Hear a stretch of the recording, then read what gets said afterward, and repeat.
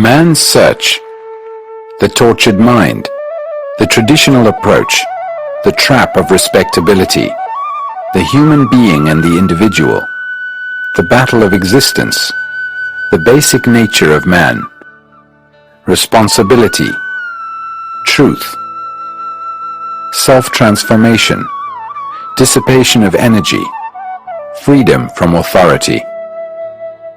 Man has throughout the ages been seeking something beyond himself, beyond material welfare, something we call truth, or God, or reality, a timeless state, something that cannot be disturbed by circumstances, by thought, or by human corruption.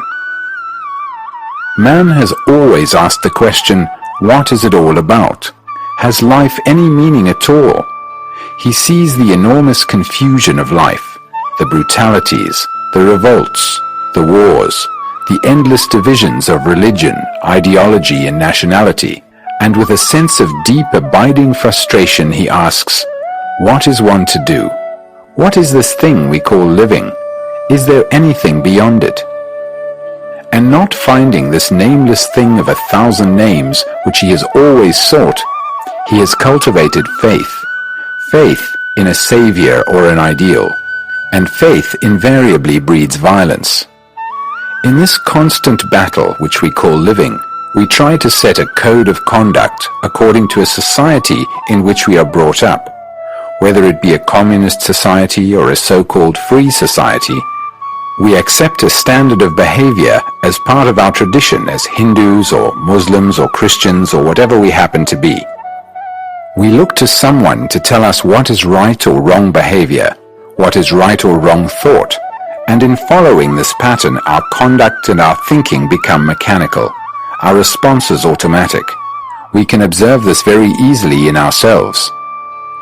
For centuries we have been spoon-fed by our teachers, by our authorities, by our books, our saints. We say, tell me all about it. What lies beyond the hills and the mountains and the earth? And we are satisfied with their descriptions, which means that we live on words and our life is shallow and empty. We are second-hand people. We have lived on what we have been told, either guided by our inclinations, our tendencies, or compelled to accept by circumstances and environment. We are the result of all kinds of influences, and there is nothing new in us, nothing that we have discovered for ourselves, nothing original, pristine, clear. Throughout theological history, we have been assured by religious leaders that if we perform certain rituals, repeat certain prayers or mantras, conform to certain patterns, suppress our desires, control our thoughts, sublimate our passions, limit our appetites, and refrain from sexual indulgence, we shall, after sufficient torture of the mind and body, find something beyond this little life. And that is what millions of so-called religious people have done throughout the ages, either in isolation, going off into the desert or into the mountains or a cave, or wandering from village to village with a begging bowl, or in a group, joining a monastery, forcing their minds to conform to an established pattern. But a tortured mind, a broken mind, a mind which wants to escape from all turmoil, which has denied the outer world and been made dull through discipline and conformity, such a mind, however long it seeks, will find only according to its own distortion. So to discover whether there actually is or is not something beyond this anxious, guilty, fearful, competitive existence, it seems to me that one must have a completely different approach altogether. The traditional approach is from the periphery inwards, and through time, practice and renunciation, gradually to come upon that inner flower, that inner beauty and love. In fact, to do everything to make oneself narrow, petty and shoddy, peel off little by little, take time, tomorrow will do, next life will do, and when at last one comes to the center, one finds there is nothing there, because one's mind has been made incapable, dull, and insensitive. Having observed this process, one asks oneself, is there not a different approach altogether? That is it not possible to explode from the center, The world accepts and follows the traditional approach. The primary cause of disorder in ourselves is the seeking of reality promised by another. We mechanically follow somebody who will assure us a comfortable spiritual life. It is a most extraordinary thing that although most of us are opposed to political tyranny and dictatorship, we inwardly accept the authority, the tyranny of another to twist our minds and our way of life. So if we completely reject, not intellectually but actually, all so-called spiritual authority, all ceremonies, rituals and dogmas, it means that we stand alone and are already in conflict with society. We cease to be respectable human beings. A respectable human being cannot possibly come near to that infinite, immeasurable reality. You have now started by denying something absolutely false, the traditional approach. But if you deny it as a reaction, you will have created another pattern in which you will be trapped. If you tell yourself intellectually that this denial is a very good idea, but you do nothing about it, you cannot go any further. If you deny it, however, because you understand the stupidity and immaturity of it, if you reject it with tremendous intelligence, because you are free and not frightened, you will create a great disturbance in yourself and around you, but you will step out of the trap of respectability.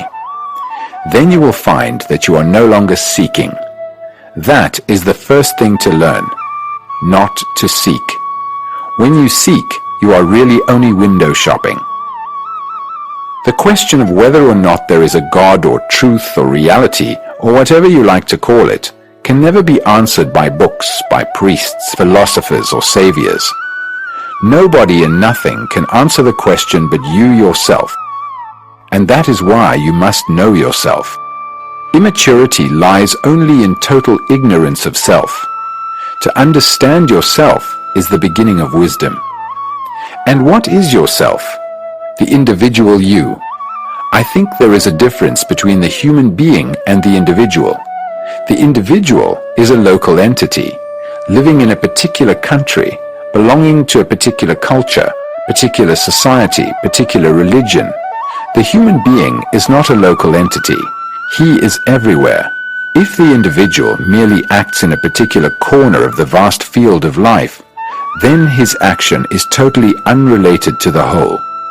So, one has to bear in mind that we are talking of the whole, not the part, because in the greater, the lesser is, but in the lesser, the greater is not.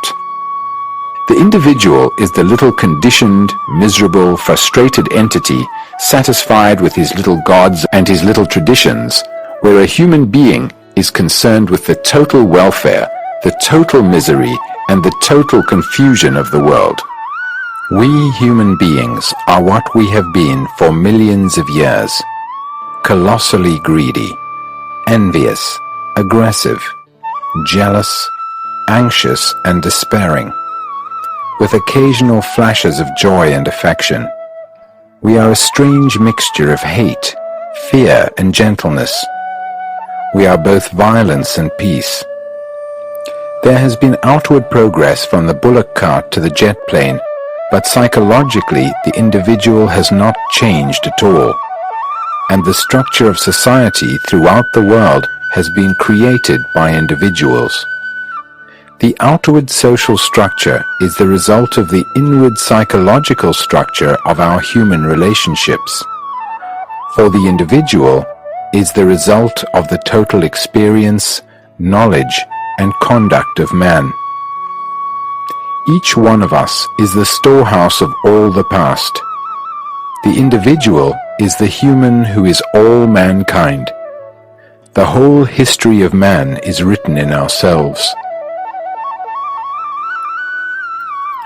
Do observe what is actually taking place within yourself and outside yourself in the competitive culture in which you live, with its desire for power, position, prestige, name, success, and all the rest of it. Observe the achievements of which you are so proud. This whole field you call living, in which there is conflict in every form of relationship, breeding hatred, antagonism, brutality, and endless wars. This field, this life, is all we know, and being unable to understand the enormous battle of existence, we are naturally afraid of it and find escape from it in all sorts of subtle ways. And we are frightened also of the unknown, frightened of death, frightened of what lies beyond tomorrow. So we are afraid of the known and afraid of the unknown. That is our daily life, and in that there is no hope, and therefore every form of philosophy, every form of theological concept is merely an escape from the actual reality of what is. All outward forms of change brought about by wars, revolutions, reformations, laws, and ideologies have failed completely to change the basic nature of man and therefore of society. As human beings living in this monstrously ugly world, let us ask ourselves, can this society, based on competition, brutality, and fear, come to an end? Not as an intellectual conception, not as a hope, but as an actual fact, so that the mind is made fresh, new, and innocent, and can bring about a different world altogether? It can only happen, I think, if each one of us recognizes the central fact that we as individuals, as human beings, in whatever part of the world we happen to live, or whatever culture we happen to belong to, are totally responsible for the whole state of the world. We are each one of us responsible for every war, because of the aggressiveness of our own lives, because of our nationalism, our selfishness, our gods, our prejudices, our ideals, all of which divide us. And only when we realize, not intellectually but actually as we would recognize that we are hungry or in pain, that you and I are responsible for all this existing chaos, for all the misery throughout the entire world, because we have contributed to it in our daily lives and are part of this monstrous society with its wars, divisions, its ugliness, brutality, and greed. Only then will we act. But what can a human being do?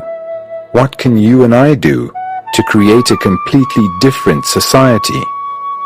We are asking ourselves a very serious question. Is there anything to be done at all? What can we do? Will somebody tell us? People have told us. The so-called spiritual leaders who are supposed to understand these things better than we do have told us by trying to twist and mold us into a new pattern, and that hasn't led us very far. Sophisticated and learned men have told us, and that has led us no further. We have been told that all paths lead to truth. We have been told that all paths lead to truth. You have your path as a Hindu, you have your path as a Hindu, and someone else has his path as a Christian, and another as a Muslim, and they all meet at the same door, which is, when you look at it, so obviously absurd. Truth has no path, and that is the beauty of truth. It is living. A dead thing has a path to it because it is static, but when you see that truth is something living, moving, which has no resting place, which is in no temple, mosque, or church, which no religion, no teacher, no philosopher, nobody can lead you to, then you will also see that this living thing is what you actually are.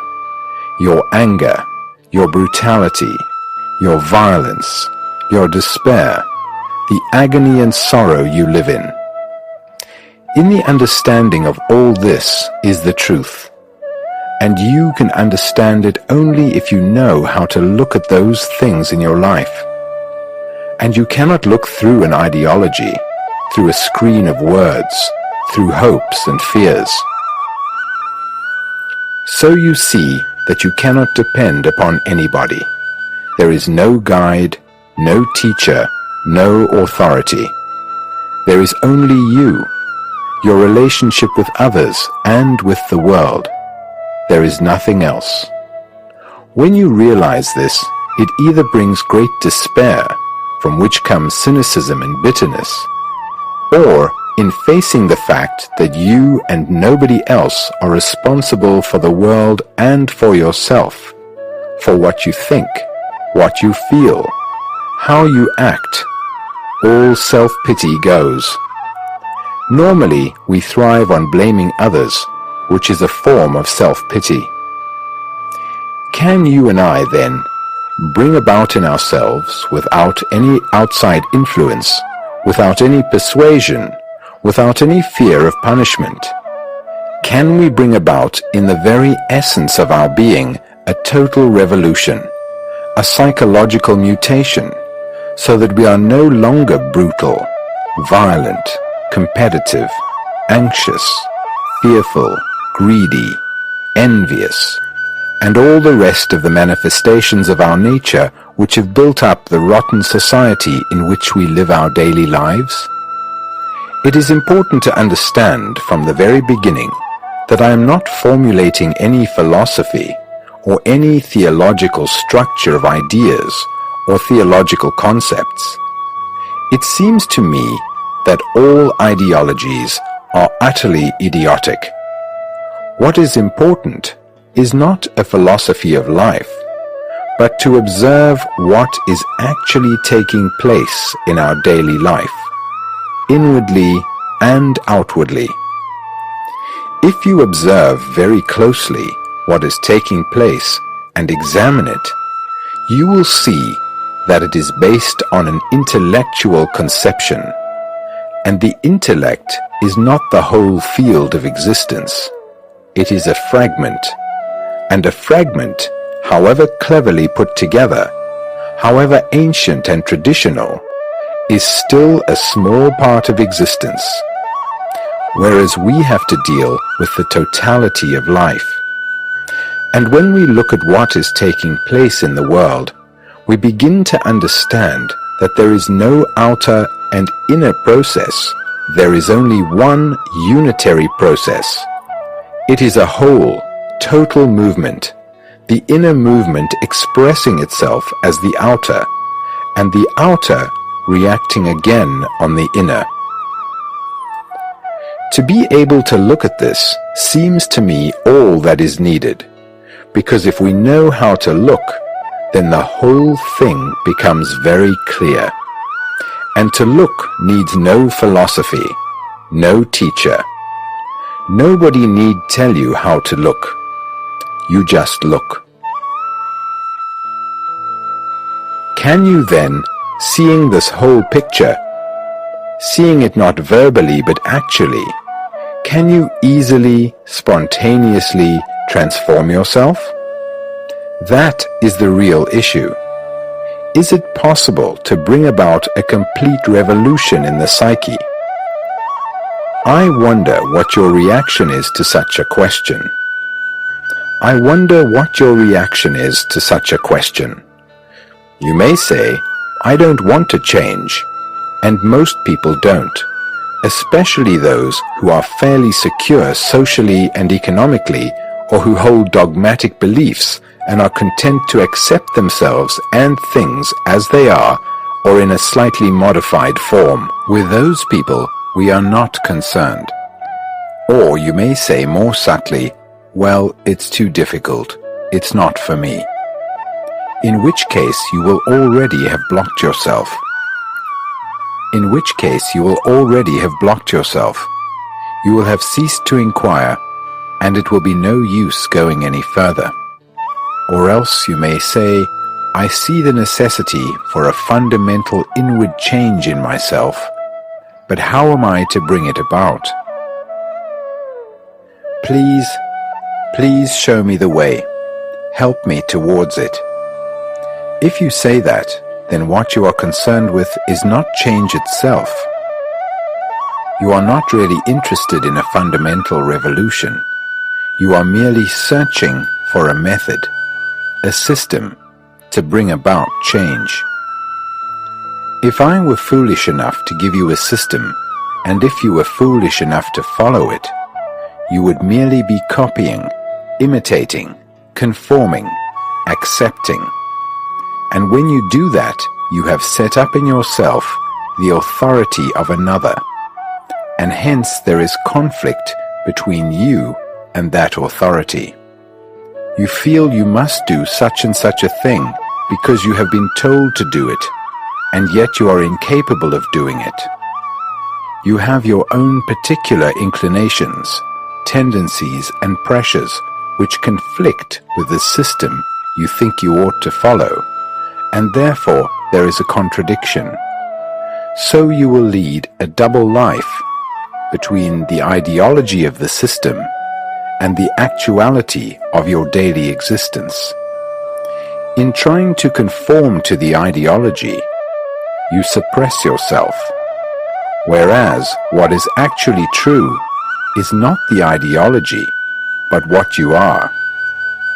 If you try to study yourself according to another, you will always remain a second-hand human being.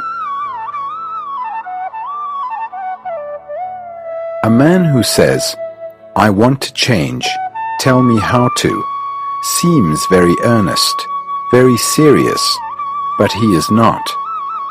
He wants an authority whom he hopes will bring about order in himself. But can authority ever bring about inward order? Order imposed from without must always breed disorder. You may see the truth of this intellectually, but can you actually apply it so that your mind no longer projects any authority, the authority of a book, a teacher, a wife or husband, a parent, a friend, or of society? Because we have always functioned within the pattern of a formula, the formula becomes the ideology and the authority. But the moment you really see that the question, "How can I change?" sets up a new authority, you have finished with authority forever. Let us state it again clearly. I see that I must change completely from the roots of my being. I can no longer depend on any tradition, because tradition has brought about this colossal laziness, acceptance and obedience. I cannot possibly look to another to help me change. Not to any teacher, any God, any belief, any system, any outside pressure or influence. What then takes place? First of all, can you reject all authority? If you can, it means you are no longer afraid. Then what happens? When you reject something false, which you have been carrying about with you for generations, when you throw off a burden of any kind, what takes place? You have more energy, haven't you? You have more capacity, more drive, greater intensity and vitality. If you do not feel this, then you have not thrown off the burden. You have not discarded the dead weight of authority. But when you have thrown it off, and have this energy in which there is no fear at all, no fear of making a mistake, no fear of doing it right or wrong, then is not that energy itself the mutation? We need a tremendous amount of energy, and we dissipate it through fear. But when there is this energy which comes from throwing off every form of fear, that energy itself produces the radical inward revolution. You do not have to do a thing about it. So you are left with yourself, and that is the actual state for a man who is very serious about all this. And as you are no longer looking to anybody or anything for help, you are already free to discover. And when there is freedom, there is energy. And when there is freedom, it can never do anything wrong. Freedom is entirely different from revolt. There is no such thing as doing right or wrong when there is freedom. You are free, and from that center you act. And hence there is no fear, and a mind that has no fear is capable of great love, and when there is love, it can do what it will. What we are now going to do, therefore, is to learn about ourselves, not according to me or to some analyst or philosopher, because if we learn about ourselves according to someone else, we learn about them, not ourselves. We are going to learn what we actually are, having realized that we can depend on no outside authority in bringing about a total revolution within the structure of our own psyche. There is the immensely greater difficulty of rejecting our own inward authority, the authority of our own particular little experiences and accumulated opinions, knowledge, ideas, and ideals. You had an experience yesterday which taught you something, and what it taught you becomes a new authority. And that authority of yesterday is as destructive as the authority of 1,000 years. To understand ourselves needs no authority either of yesterday or of 1,000 years, because we are living things, always moving, flowing, never resting. When we look at ourselves with the dead authority of yesterday, we will fail to understand the living movement and the beauty and quality of that movement. To be free of all authority, of your own and that of another, is to die to everything of yesterday, so that your mind is always fresh, always young, innocent, full of vigor and passion. It is only in that state that one learns and observes, and for this a great deal of awareness is required. Actual awareness of what is going on inside yourself, without correcting it or telling it what it should or should not be. Because the moment you correct it, you have established another authority, a censor. So now we are going to investigate ourselves together, not one person explaining while you read, agreeing or disagreeing with him as you follow the words on the page, but taking a journey together, a journey of discovery into the most secret corners of our minds. And to take such a journey, we must travel light. We cannot be burdened with opinions, prejudices, and conclusions. All that old furniture we have collected for the last 2,000 years and more. Forget all you know about yourself. Forget all you have ever thought about yourself. We are going to start as if we knew nothing. It rained last night heavily, and now the skies are beginning to clear. It is a new, fresh day. Let us meet that fresh day as if it were the only day.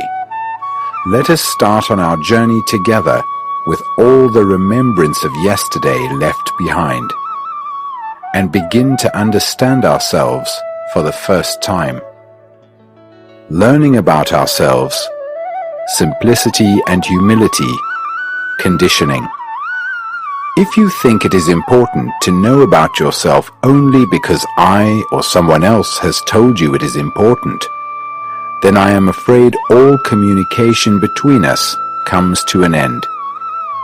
But if we agree that it is vital that we understand ourselves completely, then you and I have quite a different relationship. Then we can explore together with a happy, careful, and intelligent inquiry. I do not demand your faith. I am not setting myself up as an authority. I have nothing to teach you. No new philosophy, no new system, no new path to reality. There is no path to reality any more than to truth. All authority of any kind, especially in the field of thought and understanding, is the most destructive, evil thing. Leaders destroy the followers, and followers destroy the leaders. You have to be your own teacher and your own disciple. You have to question everything that man has accepted as valuable, as necessary. If you do not follow somebody, you feel very lonely. Be lonely then. Why are you frightened of being alone? Because you are faced with yourself as you are, and you find that you are empty, dull, stupid, ugly, guilty, and anxious, a petty, shoddy, second-hand entity. Face the fact. Look at it. Do not run away from it. The moment you run away, fear begins. In inquiring into ourselves, we are not isolating ourselves from the rest of the world. It is not an unhealthy process. Man throughout the world is caught up in the same daily problems as ourselves. So, in inquiring into ourselves, we are not being in the least neurotic, because there is no difference between the individual and the collective. That is an actual fact. I have created the world as I am. So don't let us get lost in this battle between the part and the whole. I must become aware of the total field of my own self, which is the consciousness of the individual and of society. It is only then, when the mind goes beyond this individual and social consciousness, that I can become a light to myself that never goes out. Now, where do we begin to understand ourselves? Here am I, and how am I to study myself, observe myself, see what is actually taking place inside myself? I can observe myself only in relationship because all life is relationship. It is no use sitting in a corner meditating about myself. I cannot exist by myself. I exist only in relationship to people, things, and ideas. And in studying my relationship to outward things and people, as well as to inward things, I begin to understand myself. Every other form of understanding is merely an abstraction, and I cannot study myself in abstraction. I am not an abstract entity. Therefore, I have to study myself in actuality, as I am, not as I wish to be.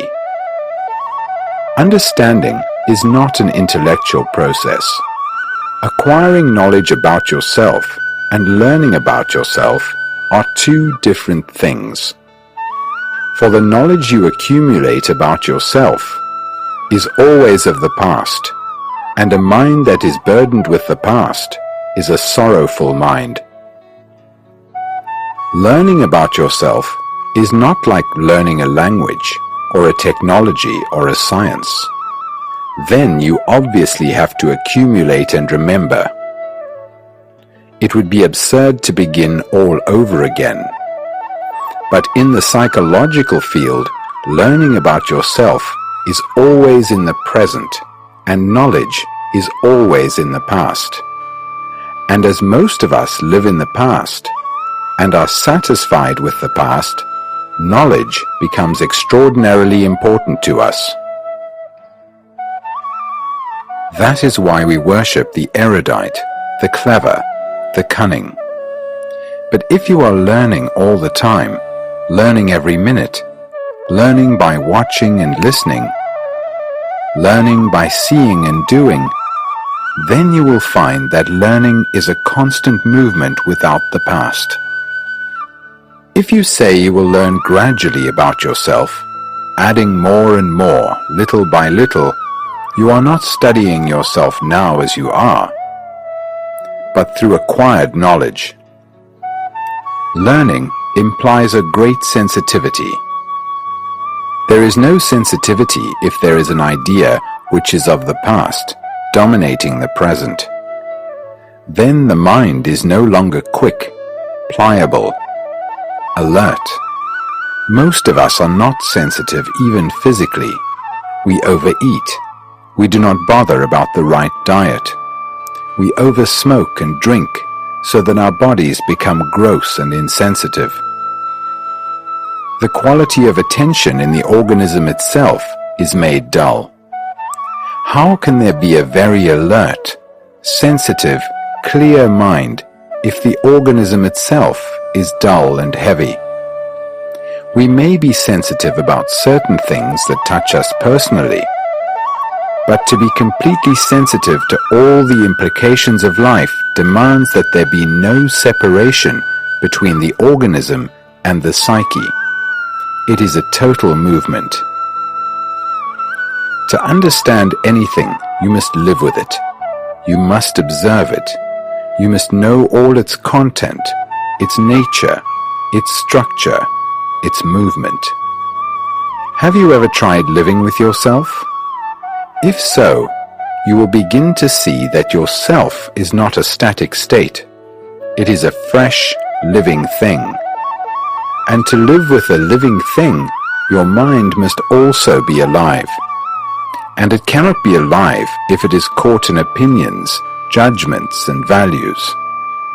In order to observe the movement of your own mind and heart, of your whole being, you must have a free mind.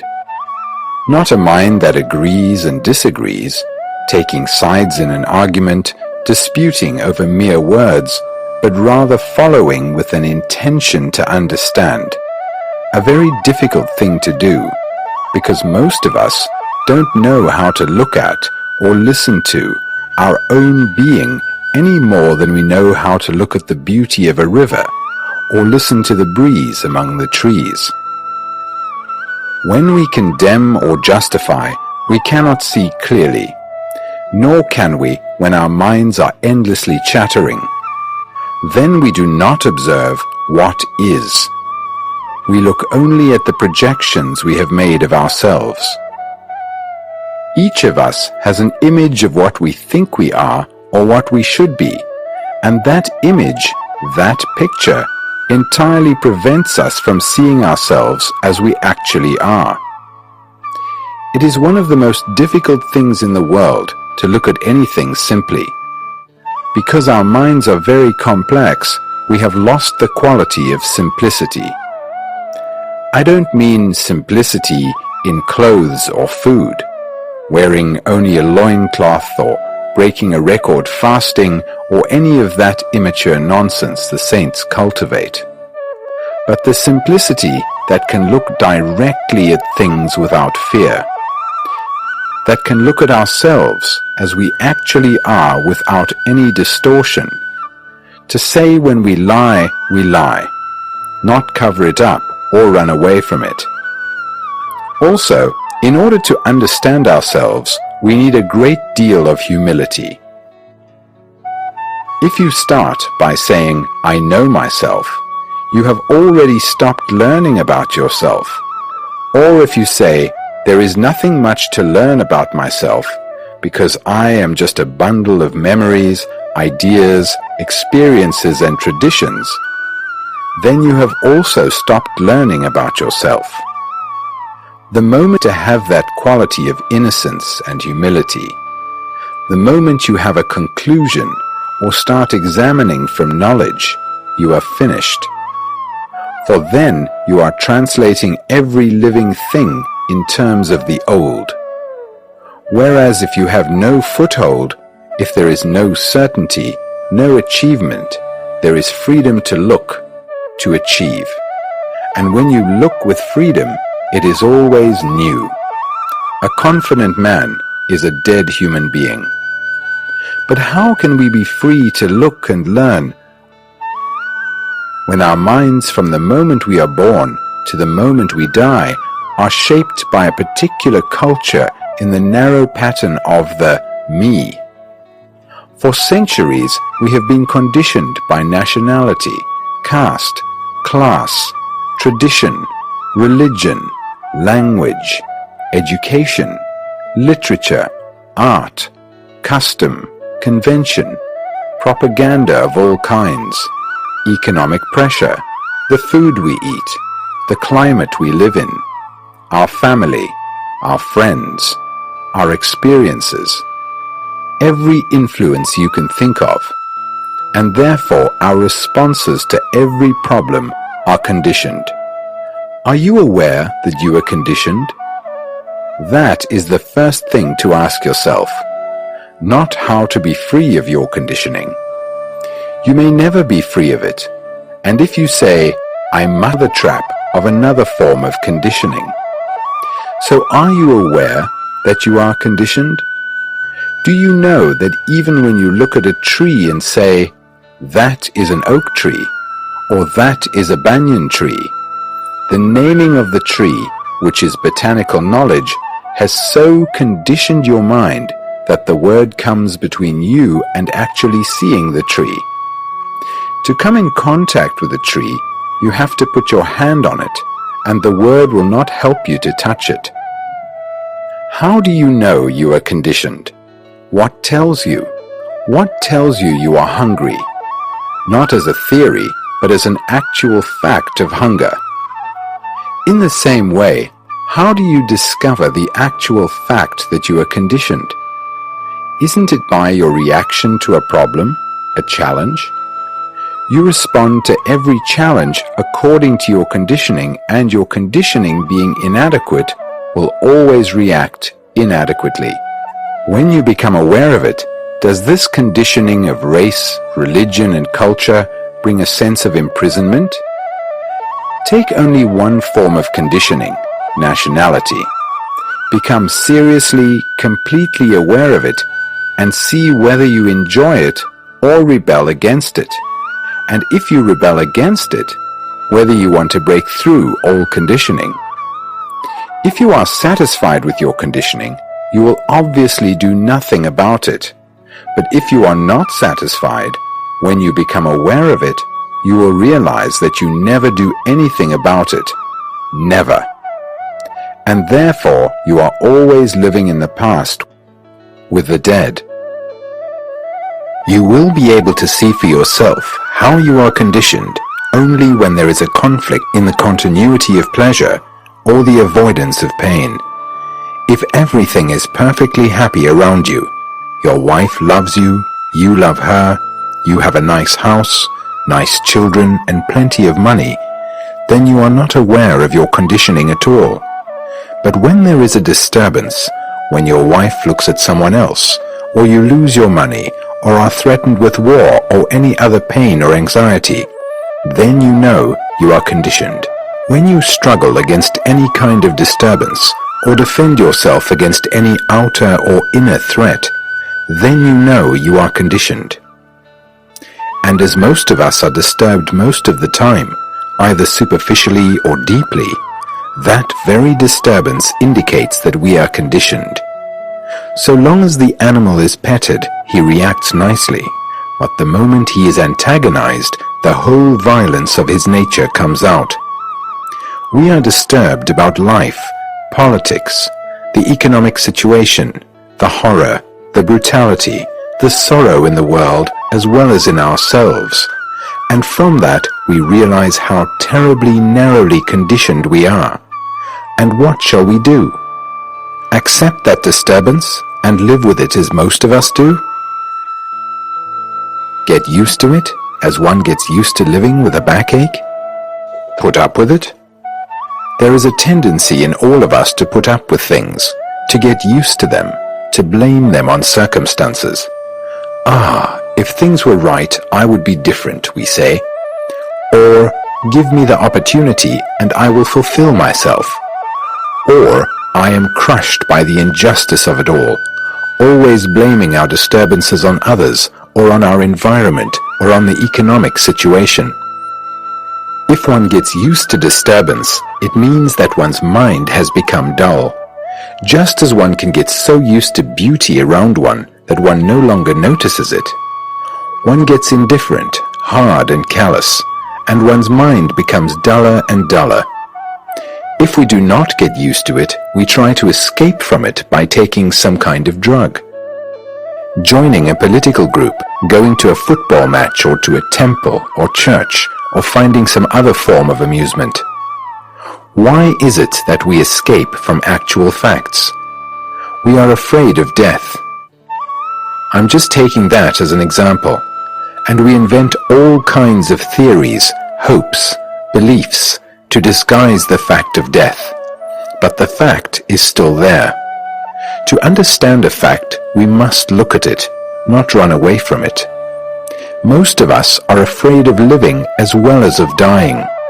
We are afraid for our family, afraid of public opinion, of losing our job, our security, and hundreds of other things. The simple fact is that we are afraid. Not that we are afraid of this or that. Now why cannot we face that fact? You can face a fact only in the present, and if you never allow it to be present because you are always escaping from it, you can never face it. And because we have cultivated a whole network of escapes, we are caught in the habit of escape. Now if you are at all sensitive, at all serious, you will not only be aware of your conditioning, but you will also be aware of the dangers it results in, what brutality and hatred it leads to. Why then, if you see the danger of your conditioning, don't you act? Is it because you are lazy? Laziness being lack of energy? Yet you will not lack energy if you see an immediate physical danger, like a snake in your path, or a precipice, or a fire. Why then don't you act when you see the danger of your conditioning? If you saw the danger of nationalism to your own security, wouldn't you act? The answer is you don't see. Through an intellectual process of analysis, you may see that nationalism leads to self-destruction, but there is no emotional content in that. Only when there is an emotional content do you become vital.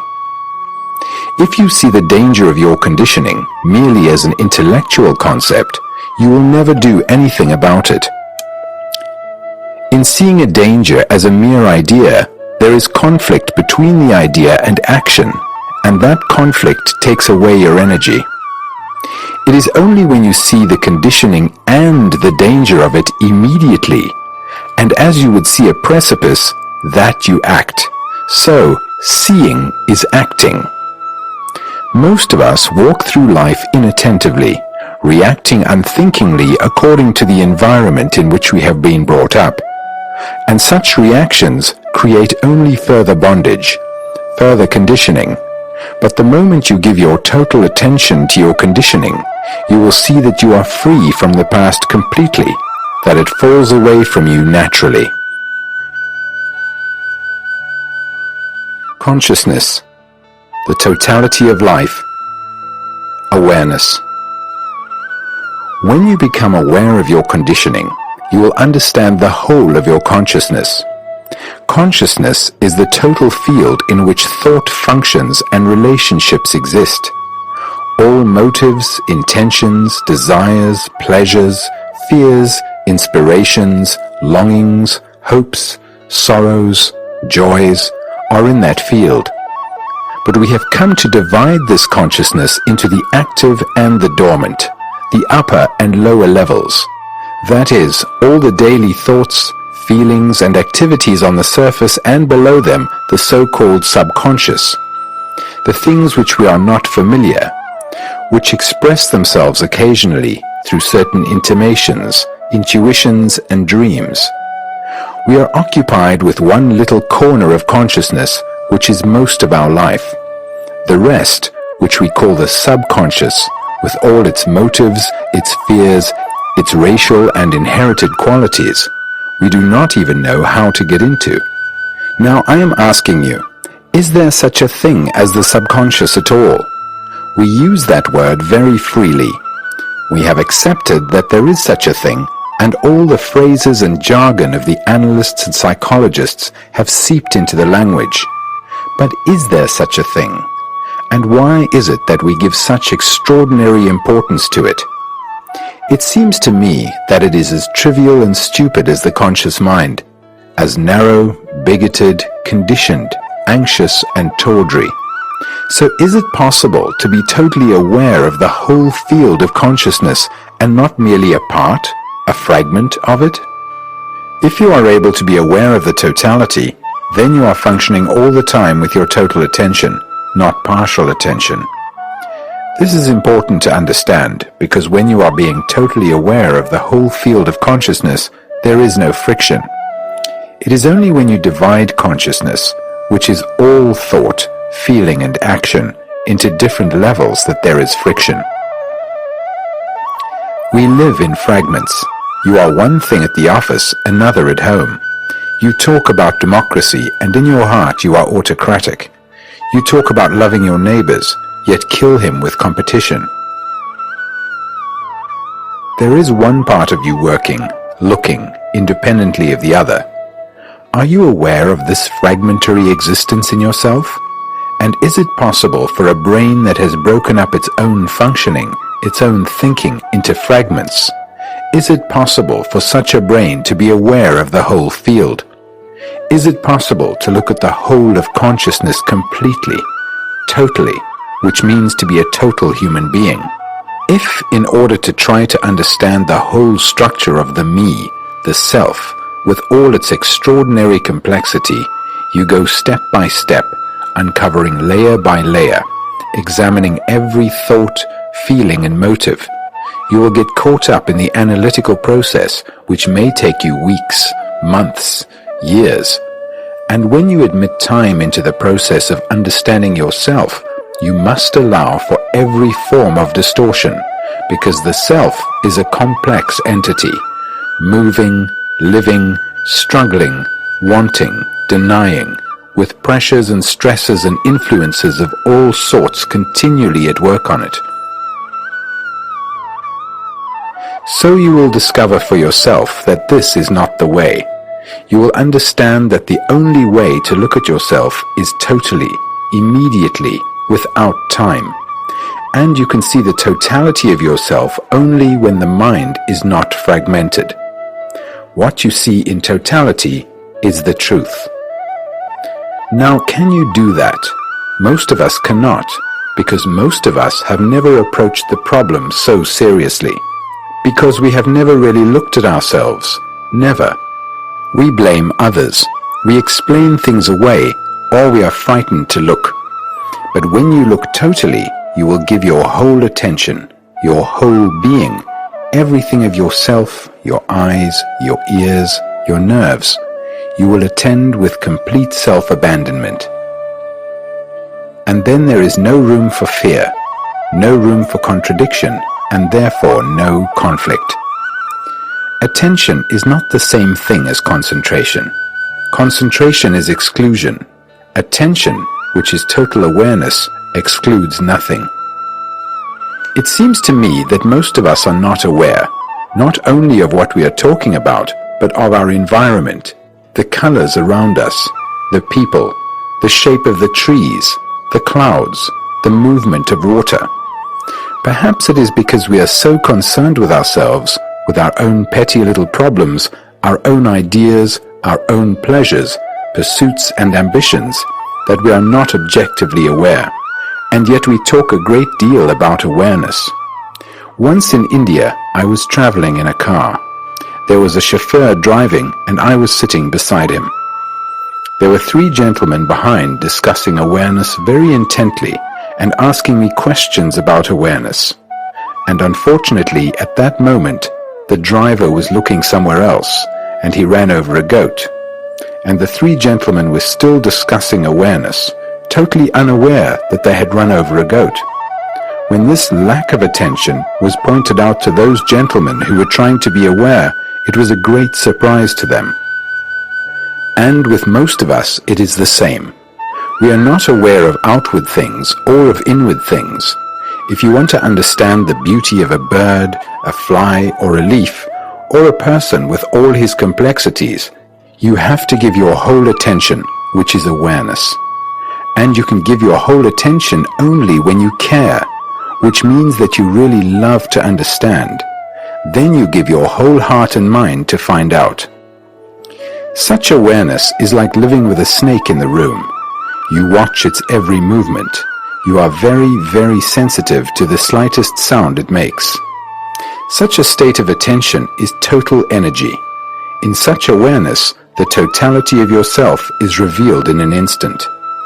When you have looked at yourself so deeply, you can go much deeper.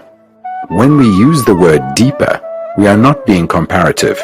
We think in comparisons, deep and shallow, happy and unhappy. We are always measuring, comparing. Now, is there such a state as the shallow and the deep in oneself? When I say my mind is shallow, petty, narrow, limited, how do I know all these things? Because I have compared my mind with your mind, which is brighter, has more capacity, is more intelligent and alert. Do I know my pettiness without comparison? When I am hungry, I do not compare that hunger with yesterday's hunger. Yesterday's hunger is an idea, a memory. If I am all the time measuring myself against you, struggling to be like you, then I am denying what I am myself. Therefore, I am creating an illusion. When I have understood that comparison in any form leads only to greater illusion and greater misery, just as when I analyze myself, add to my knowledge of myself bit by bit, or identify myself with something outside myself, whether it be the state, a savior, or an ideology, when I understand that all such processes lead only to greater conformity and therefore greater conflict, when I see all this, I put it completely away. Then my mind is no longer seeking. It is very important to understand this. Then my mind is no longer groping, searching, questioning. This does not mean that my mind is satisfied with things as they are, but such a mind has no illusion. Such a mind can then move in a totally different dimension. The dimension in which we usually live, the life of every day, which is pain, pleasure, and fear, has conditioned the mind, limited the nature of the mind, and when that pain, pleasure, and fear have gone, which does not mean that you no longer have joy. Joy is something entirely different from pleasure. Then the mind functions in a different dimension in which there is no conflict, no sense of otherness. Verbally, we can only go so far. What lies beyond cannot be put into words because the word is not the thing. Up to now, we can describe, explain, but no words or explanations can open the door. What will open the door is daily awareness and attention. Awareness of how we speak, what we say, how we walk, what we think. It is like cleaning a room and keeping it in order. Keeping the room in order is important in one sense, but totally unimportant in another. There must be order in the room, but order will not open the door or the window. What will open the door is not your volition or desire. You cannot possibly invite the other. All that you can do is to keep the room in order, which is to be virtuous for itself, not for what it will bring. To be sane, rational, orderly. Then perhaps, if you are lucky, the window will open and the breeze will come in. Or it may not. It depends on the state of your mind. And that state of mind can be understood only by yourself, by watching it and never trying to shape it, never taking sides, never opposing, never agreeing, never justifying, never condemning, never judging, which means watching it without any choice. And out of this choiceless awareness perhaps the door will open, and you will know what that dimension is in which there is no conflict and no time.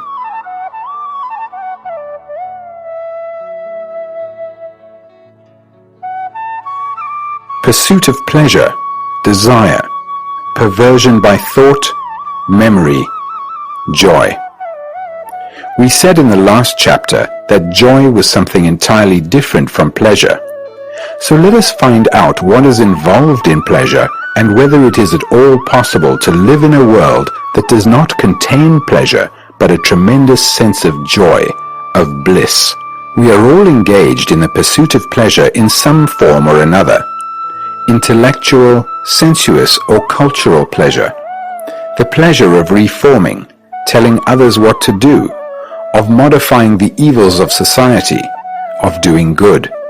The pleasure of greater knowledge, greater physical satisfaction, greater experience, greater understanding of life, all the clever, cunning things of the mind, and the ultimate pleasure is, of course, to have God. Pleasure is the structure of society.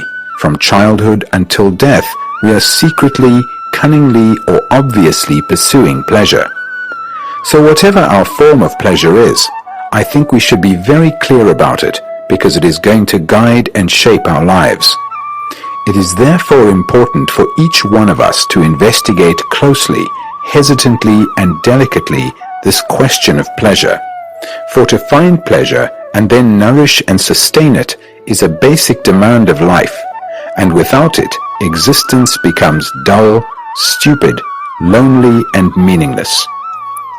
You may ask, why then should life not be guided by pleasure? For the very simple reason that pleasure must bring pain, frustration, sorrow, and fear, and out of fear, violence. If you want to live that way, live that way. Most of the world does anyway. But if you want to be free from sorrow, you must understand the whole structure of pleasure. To understand pleasure is not to deny it. We are not condemning it or saying that it is right or wrong, or saying it is right or wrong. But if we pursue it, let us do so with our eyes open, knowing that a mind that is all the time seeking pleasure must inevitably find its shadow, pain. They cannot be separated, although we run after pleasure and try to avoid pain. Now, why is the mind always demanding pleasure? Why is it that we do noble and ignoble things with the undercurrent of pleasure? Why is it we sacrifice and suffer on the thin thread of pleasure? What is pleasure, and how does it come into being? I wonder if any of you have asked yourself these questions and followed the answers to the very end. Pleasure comes into being through 4 stages: perception, sensation, contact, and desire. I see a beautiful motor car, say. Then I get a sensation, a reaction from looking at it. Then I touch it or imagine touching it, and then there is the desire to own and show myself off in it. Or I see a lovely cloud, or a mountain clear against the sky, or a leaf that has just come in springtime, or a deep valley full of loveliness and splendor, or a glorious sunset, or a beautiful face, intelligent, alive, not self-conscious and therefore no longer beautiful. I look at these things with intense delight, and as I observe them, there is no observer, but only sheer beauty like love. For a moment I am absent with all my problems, anxieties, and miseries. There is only that marvelous thing. I can look at it with joy, and the next moment forget it, or else the mind steps in, and then the problem begins. My mind thinks over what it has seen, and thinks how beautiful it was. I tell myself I should like to see it again many times. Thought begins to compare, judge, and say, I must have it again tomorrow. The continuity of an experience that has given delight for a second is sustained by thought. It is the same with sexual desire or any other form of desire. There is nothing wrong with desire. To react is perfectly normal. If you stick a pin in me, I shall react unless I am paralyzed. But then thought steps in and chews over the delight and turns it into pleasure. Thought wants to repeat the experience. And the more you repeat, the more mechanical it becomes. The more you think about it, the more strength thought gives to pleasure. So thought creates and sustains pleasure through desire and gives it continuity, and therefore the natural reaction of desire to any beautiful thing is perverted by thought. Thought turns it into a memory, and memory is then nourished by thinking about it over and over again. Of course, memory has a place at a certain level. In everyday life, we could not function at all without it. In its own field, it must be efficient, but there is a state of mind where it has very little place. A mind which is not crippled by memory has real freedom. Have you ever noticed that when you respond to something totally, with all your heart, there is very little memory? It is only when you do not respond to a challenge with your whole being that there is a conflict, a struggle, and this brings confusion and pleasure or pain. And the struggle breeds memory. That memory is added to all the time by other memories, and it is those memories which respond. Anything that is the result of memory is old and therefore never free. There is no such thing as freedom of thought. It is sheer nonsense. Thought is never new, for thought is the response of memory, experience, knowledge. Thought, because it is old, makes this thing which you have looked at with delight and felt tremendously for the moment, old.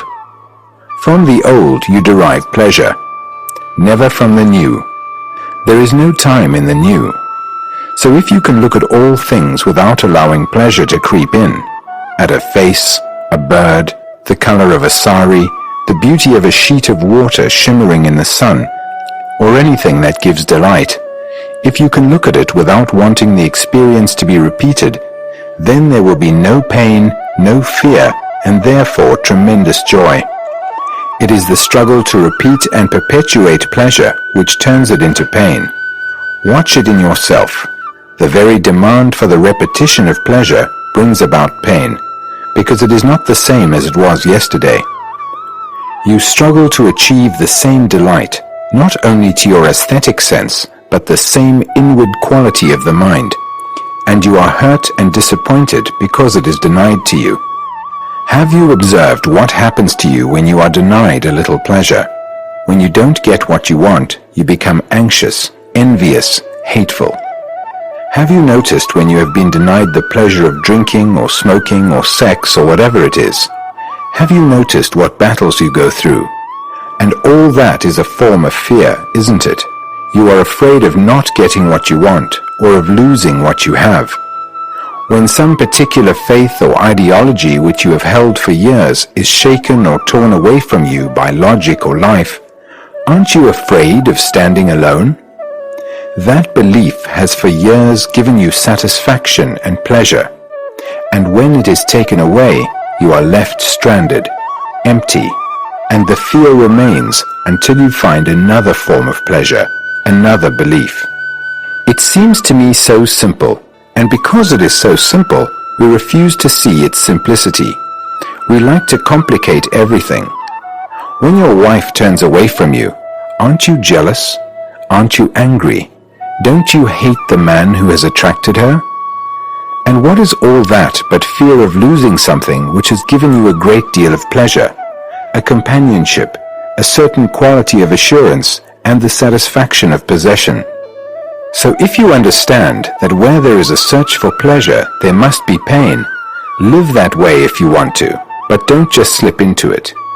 If you want to end pleasure, though, which is to end pain, you must be totally attentive to the whole structure of pleasure, not cut it out as monks and sannyasis do, never looking at a woman because they think it is a sin and thereby destroying the vitality of their understanding, but seeing the whole meaning and significance of pleasure. Then you will have tremendous joy in life. You cannot think about joy. Joy is an immediate thing, and by thinking about it, you turn it into pleasure. Living in the present is the instant perception of beauty and the great delight in it without seeking pleasure from it.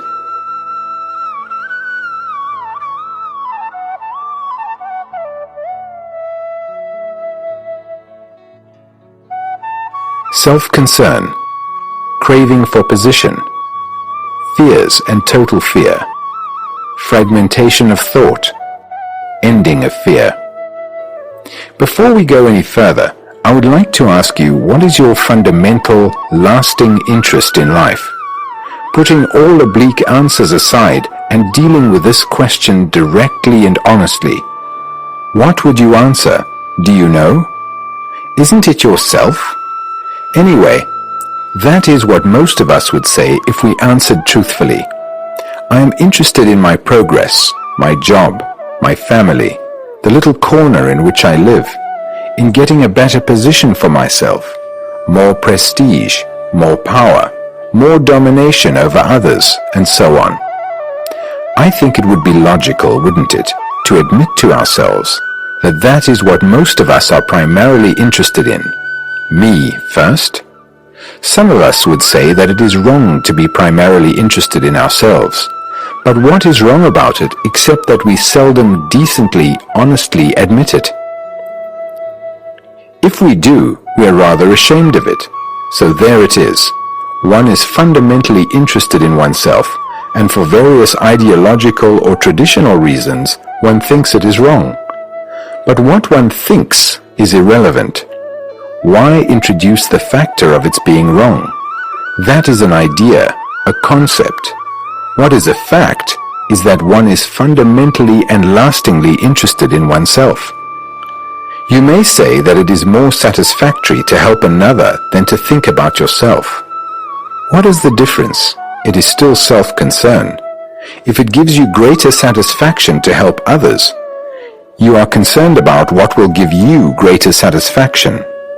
Why bring any ideological concept into it? Why this double thinking? Why not say, what I really want is satisfaction, whether in sex or in helping others, or in becoming a great saint, scientist, or politician? It is the same process, isn't it? Satisfaction in all sorts of ways, subtle and obvious, is what we want. When we say we want freedom, we want it because we think it may be wonderfully satisfying, and the ultimate satisfaction, of course, is this peculiar idea of self-realization. What we are really seeking is a satisfaction in which there is no dissatisfaction at all. Most of us crave the satisfaction of having a position in society because we are afraid of being a nobody.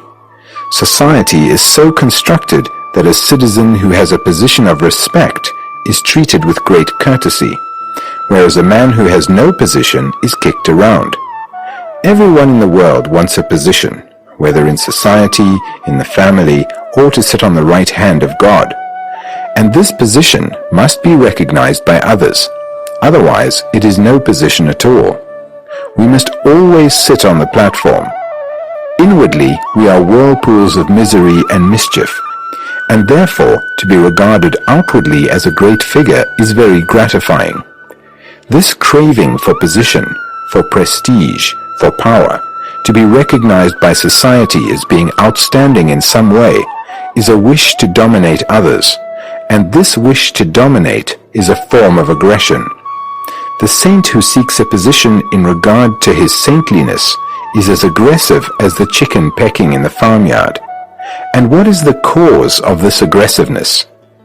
It is fear, isn't it? Fear is one of the greatest problems in life. A mind that is caught in fear lives in confusion, in conflict, and therefore must be violent, distorted, and aggressive. It dare not move away from its own patterns of thinking, and this breeds hypocrisy.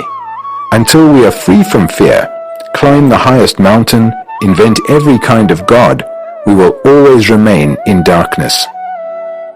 Living in such a corrupt, stupid society as we do, with the competitive education we receive which engenders fear, we are all burdened with fears of some kind, and fear is a dreadful thing which warps, twists, and dulls our days. There is physical fear, but that is a response we have inherited from the animals. It is psychological fears we are concerned with here. For when we understand the deep-rooted psychological fears, we will be able to meet the animal fears. Whereas to be concerned with the animal fears first will never help us to understand the psychological fears. We are all afraid about something. There is no fear in abstraction. It is always in relation to something. Do you know your own fears? Fear of losing your job, or of not having enough food or money, or what your neighbors or the public think about you, or not being a success, of losing your position in society, of being despised or ridiculed, fear of pain and disease, of domination, of never knowing what love is or of not being loved, of losing your wife or children, of death, of living in a world that is like death, of utter boredom, of not living up to the image others have built about you, of losing your faith. All these and innumerable other fears. Do you know your own particular fears? And what do you usually do about them? You run away from them, don't you? Or invent ideas and images to cover them. But to run away from fear is only to increase it. One of the major causes of fear is that we do not want to face ourselves as we are. So, as well as the fears themselves, we have to examine the network of escapes we have developed to rid ourselves of them. If the mind, in which is included the brain, tries to overcome fear, to suppress it, discipline it, control it, translate it into terms of something else, there is friction, there is conflict, and that conflict is a waste of energy. The first thing to ask ourselves then is, what is fear and how does it arise? What do we mean by the word fear itself? I am asking myself, what is fear, not what I am afraid of. I lead a certain kind of life.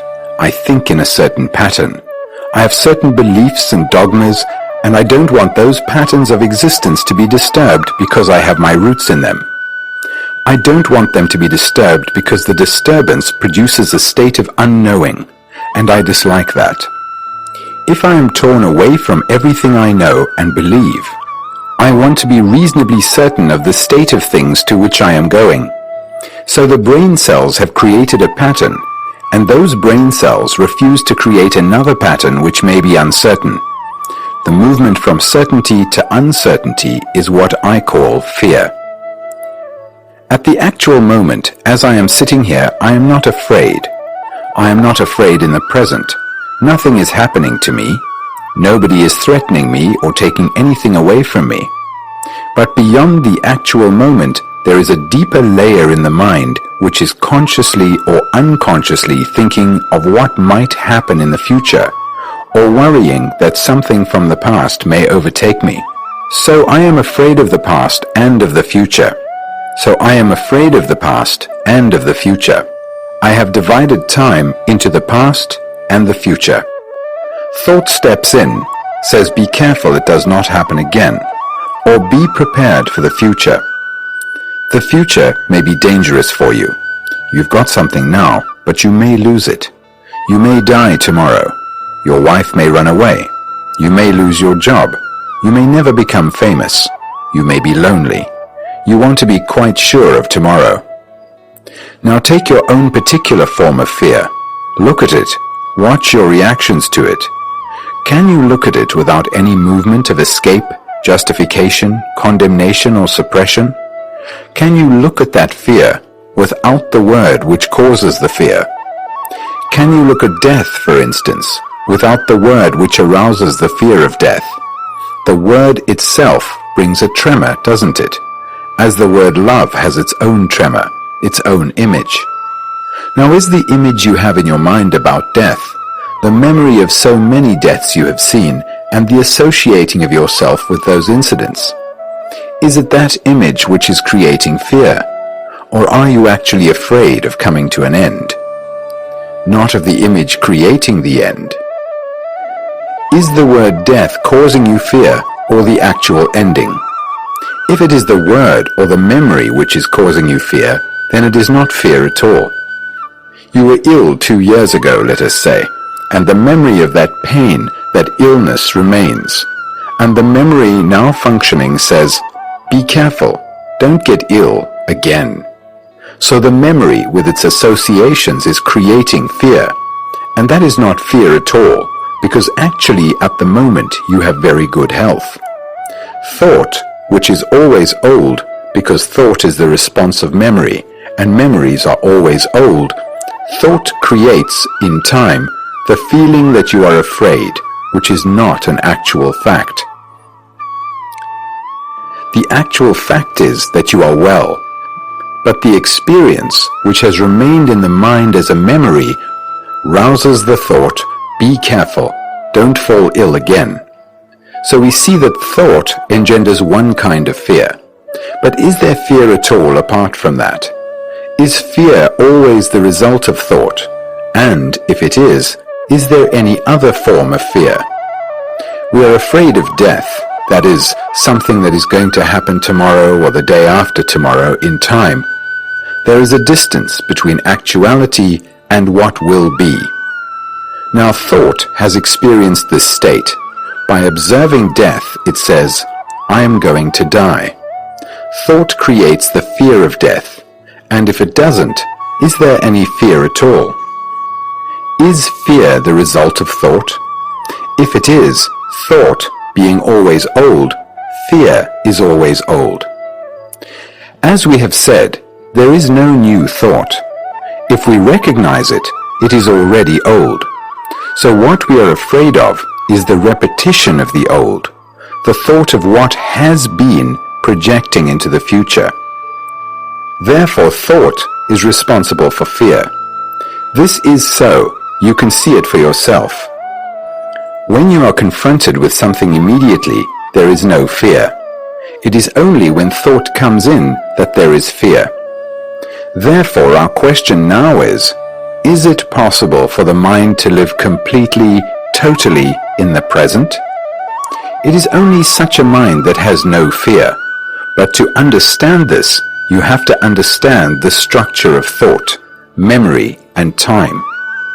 And in understanding it, understanding not intellectually, not verbally, but actually with your heart, your mind, your guts, you will be free from fear.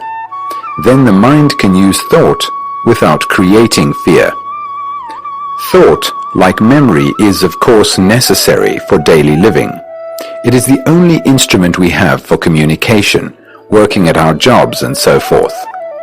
Thought is the response to memory. Memory which has been accumulated through experience, knowledge, tradition, time. And from this background of memory we react, and this reaction is thinking. So thought is essential at certain levels, but when thought projects itself psychologically as the future and the past, creating fear as well as pleasure, the mind is made dull and therefore inaction is inevitable.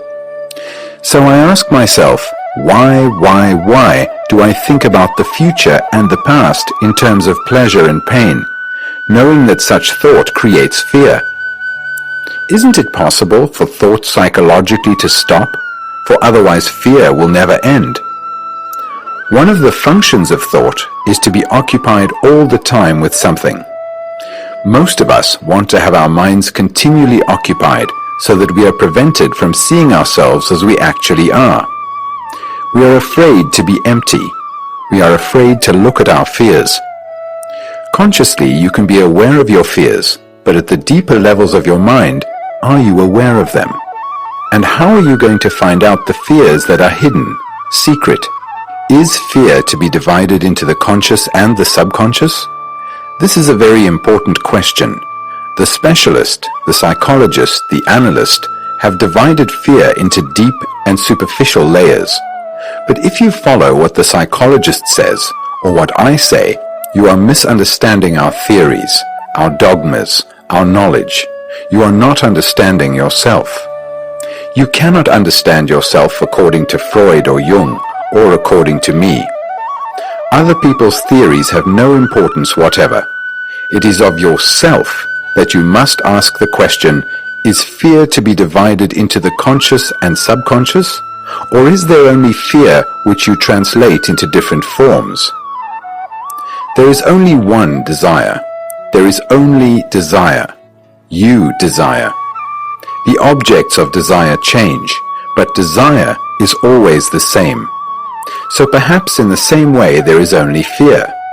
You are afraid of all sorts of things, but there is only one fear. When you realize that fear cannot be divided, you will see that you have put away altogether this problem of the subconscious, and so have cheated the psychologists and the analysts. When you understand that fear is a single movement which expresses itself in different ways, and when you see the movement and not the object to which the movement goes, then you are facing an immense question. How can you look at it without the fragmentation which the mind has cultivated? There is only total fear, but how can the mind which thinks in fragments observe this total picture? Can it? We have lived a life of fragmentation, and can look at that total fear only through the fragmentary process of thought. The whole process of the machinery of thinking is to break up everything into fragments. I love you and I hate you. You are my enemy. You are my friend. My peculiar idiosyncrasies and inclinations. My job, my position, my prestige, my wife, my child, my country and your country, my God and your God. All that is the fragmentation of thought.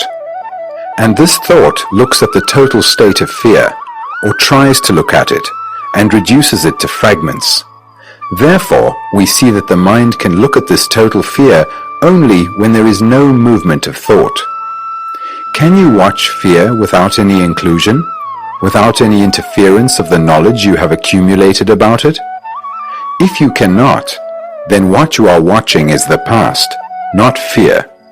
If you can, then you are watching fear for the first time without the interference of the past. You can watch only when the mind is very quiet, just as you can listen to what someone is saying only when your mind is not chattering with itself, carrying on a dialogue with itself about its own problems and anxieties. Can you in the same way look at your fear without trying to resolve it, without bringing in its opposite, courage? Actually look at it and not try to escape from it? When you say, I must control it, I must get rid of it, I must understand it, you are trying to escape from it. You can observe a cloud or a tree or the movement of a river with a fairly quiet mind because they are not very important to you. But to watch yourself is far more difficult because there the demands are so practical, the reactions so quick. So when you are directly in contact with fear or despair, loneliness or jealousy, or any other ugly state of mind, can you look at it so completely that your mind is quiet enough to see it? Can the mind perceive fear and not the different forms of fear? Perceive total fear, not what you are afraid of. If you look merely at the details of fear or try to deal with your fears one by one, you will never come to the central issue, which is to learn to live with fear. To live with a living thing such as fear requires a mind and heart that are extraordinarily subtle, that have no conclusion and can therefore follow every movement of fear. Then if you observe and live with it, and this doesn't take a whole day, it can take a minute or a second to know the whole nature of fear. If you live with it so completely, you inevitably ask, who is the entity who is living with fear?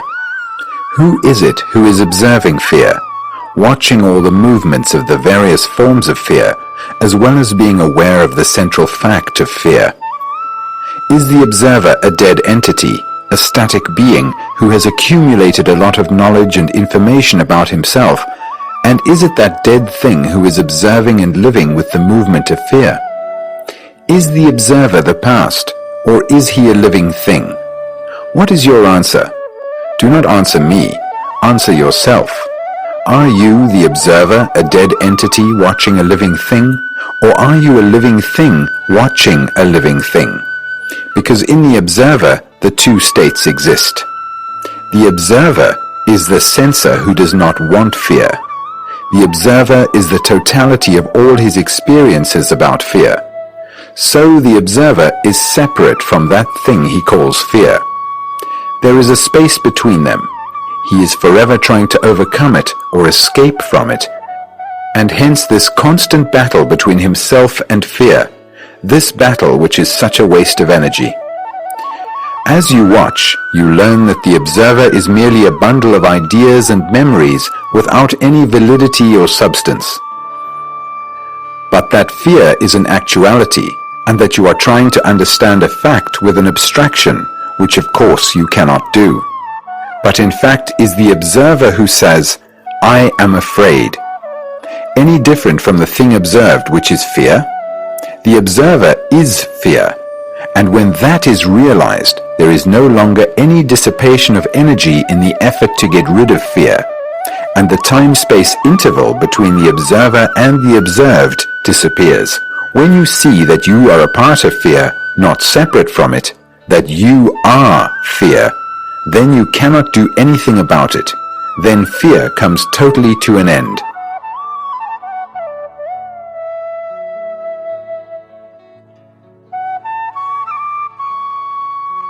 Violence, anger, justification and condemnation, the ideal and the actual. Fear, pleasure, sorrow, thought, and violence are all interrelated. Most of us take pleasure in violence, in disliking somebody, hating a particular race or group of people, having antagonistic feelings towards others. But in a state of mind in which all violence has come to an end, there is a joy which is very different from the pleasure of violence with its conflicts, hatreds, and fears. Can we go to the very root of violence and be free from it? Otherwise, we shall live everlastingly in battle with each other. If that is the way you want to live, and apparently most people do, then carry on.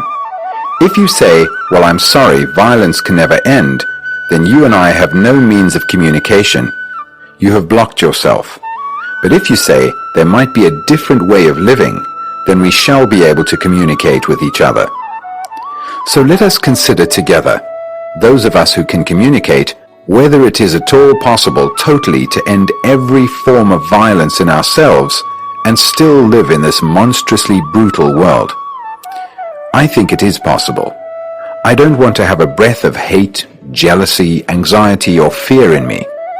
I want to live completely at peace, which doesn't mean that I want to die. I want to live on this marvelous earth, so full, so rich, so beautiful. I want to look at the trees, flowers, rivers, meadows, women, boys and girls, and at the same time live completely at peace with myself and with the world. What can I do? If we know how to look at violence, not only outwardly in society, the wars, the riots, the national antagonisms and class conflicts, but also in ourselves, then perhaps we shall be able to go beyond it.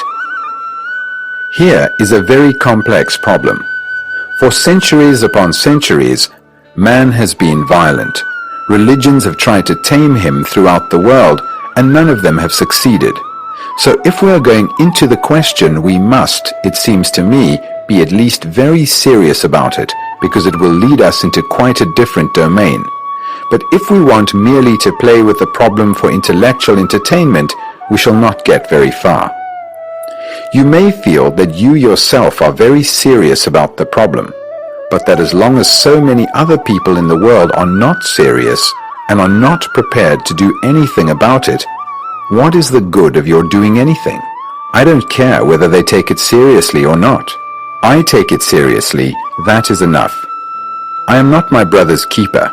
I myself, as a human being, feel very strongly about this question of violence, and I will see to it that in myself I am not violent. But I cannot tell you or anybody else, don't be violent. It has no meaning, unless you yourself want it. So if you yourself really want to understand this problem of violence, let us continue on our journey of exploration together. Is this problem of violence out there or here? Do you want to solve the problem in the outside world, or are you questioning violence itself as it is in you? If you are free of violence in yourself, the question arises, how am I to live in a world full of violence, acquisitiveness, greed, envy, brutality? Will I not be destroyed? That is the inevitable question which is invariably asked. When you ask such a question, it seems to me you are not actually living peacefully. If you live peacefully, you will have no problem at all.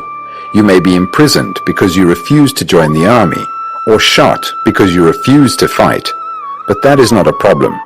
You will be shot. It is extraordinarily important to understand this. We are trying to understand violence as a fact, not as an idea, as a fact which exists in the human being, and the human being is myself. And to go into the problem, I must be completely vulnerable, open to it. I must expose myself to myself, not necessarily expose myself to you because you may not be interested, but I must be in a state of mind that demands to see this thing right to the end, and at no point stops and says, I will go no further. Now it must be obvious to me that I am a violent human being.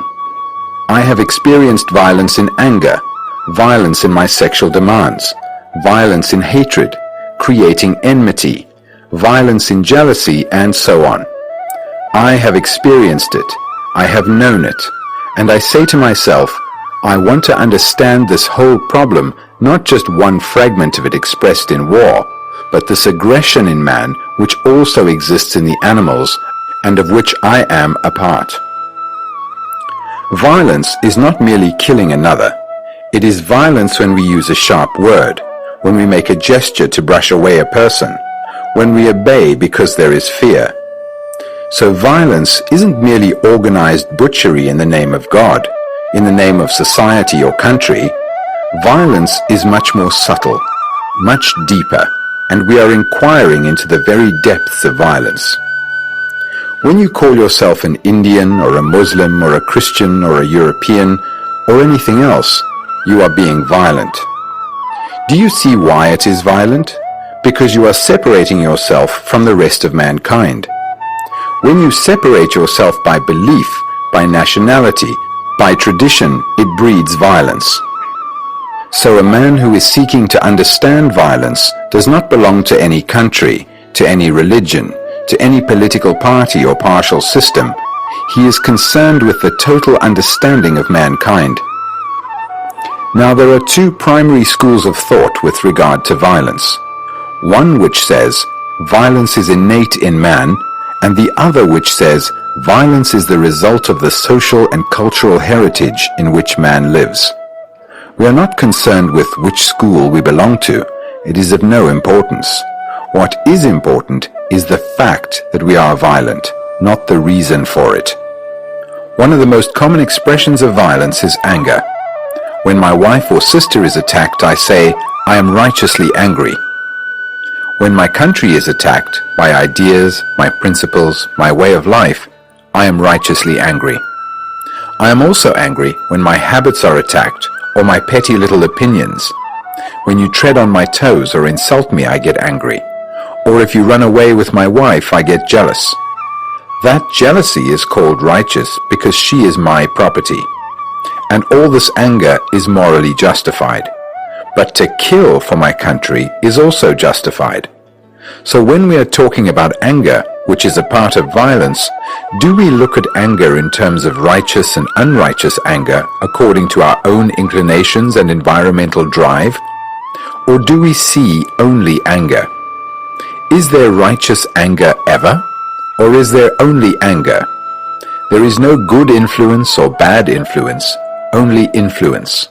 But when you are influenced by something which doesn't suit me, I call it an evil influence.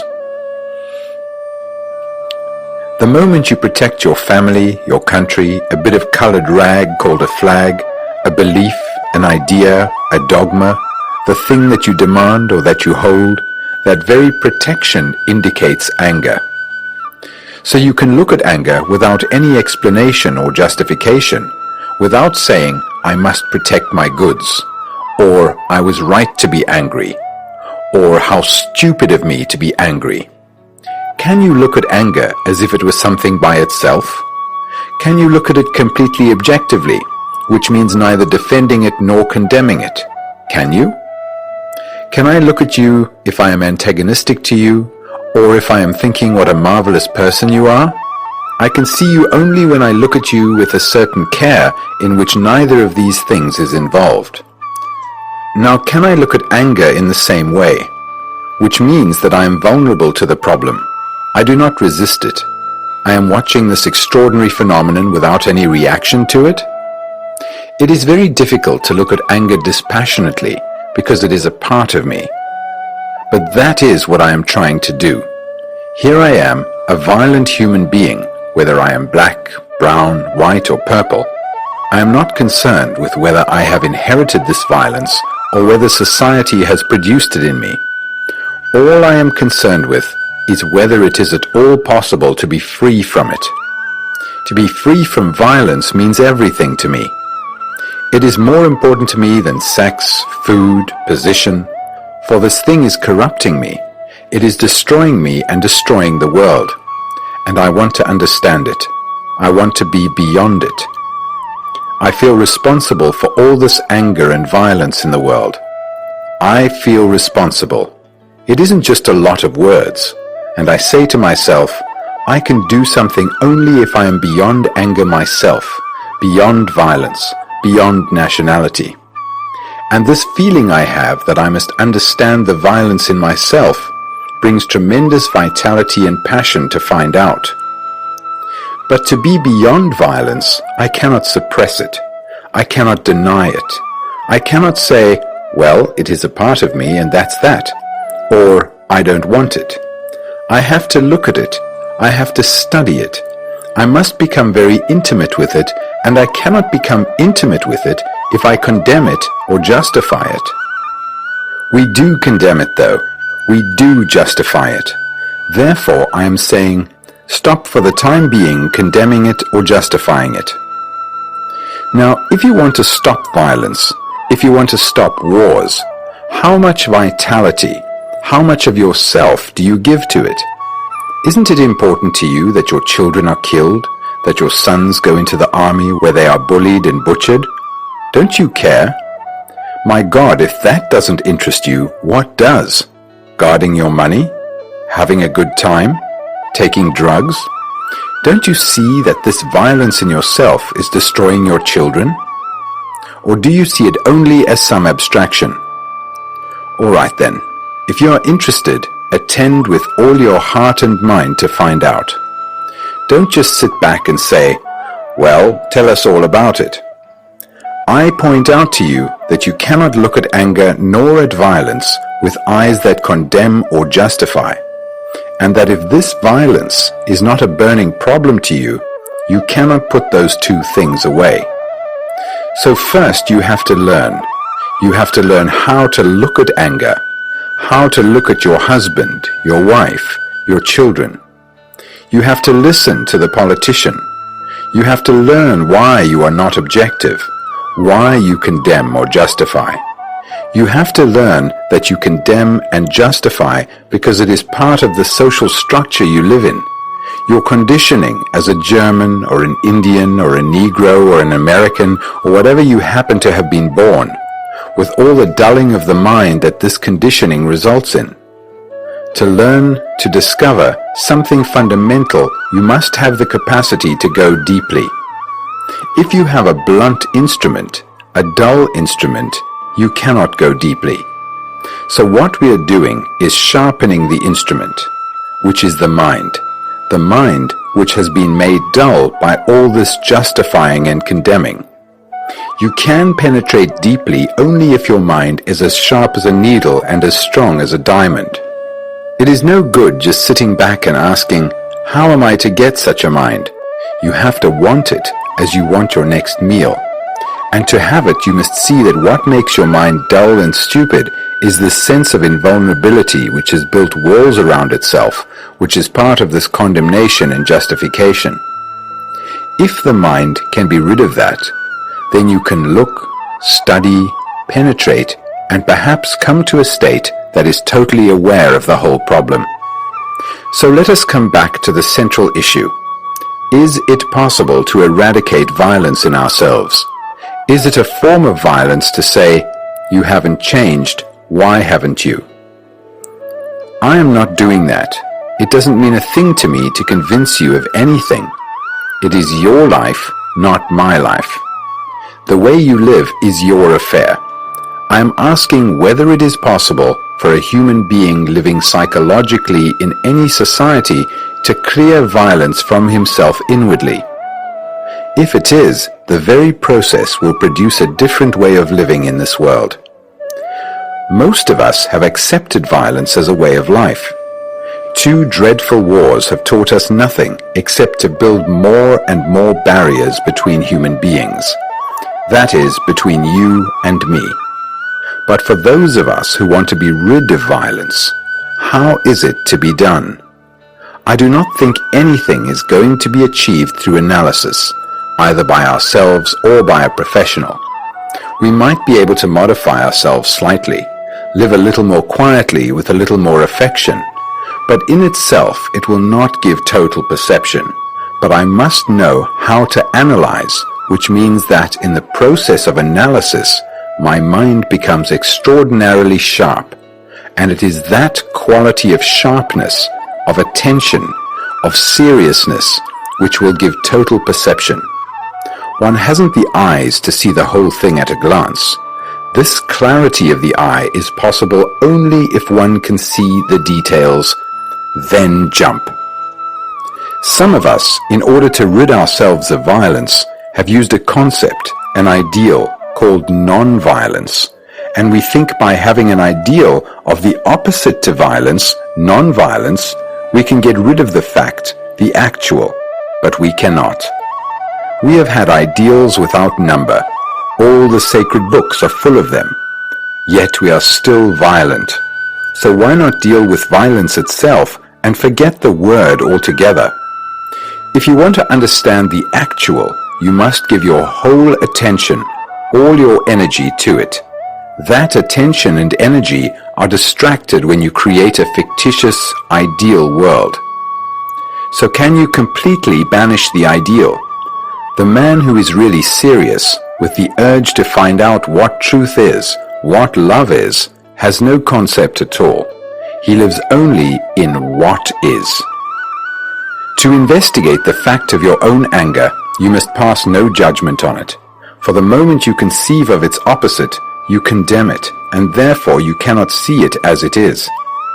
When you say you dislike or hate someone, that is a fact, although it sounds terrible. If you look at it, go into it completely, it ceases. But if you say, I must not hate, I must have love in my heart, then you are living in a hypocritical world with double standards. To live completely, fully, in the moment, is to live with what is, the actual, without any sense of condemnation or justification. Then you understand it so totally that you are finished with it. When you see clearly, the problem is solved. But can you see the face of violence clearly? Not only outside you, but inside you, which means you are totally free from violence because you have not admitted ideology through which to get rid of it. This requires very deep meditation, not just a verbal agreement or disagreement. You have now read a series of statements, but have you really understood? Your conditioned mind, your way of life, the whole structure of the society in which you live, prevent you from looking at a fact and being entirely free from it immediately. You say, I will think about it. I will consider whether it is possible to be free from violence or not. I will try to be free. That is one of the most dreadful statements you can make. I will try. There is no trying, no doing your best. Either you do it or you don't do it. You are admitting time while the house is burning. The house is burning as a result of the violence throughout the world and in yourself, and you say, "Let me think about it. Which ideology is best to put out the fire?" When the house is on fire, do you argue about the color of the hair of the man who brings the water? When the house is on fire, do you argue about the color of the hair of the man who brings the water?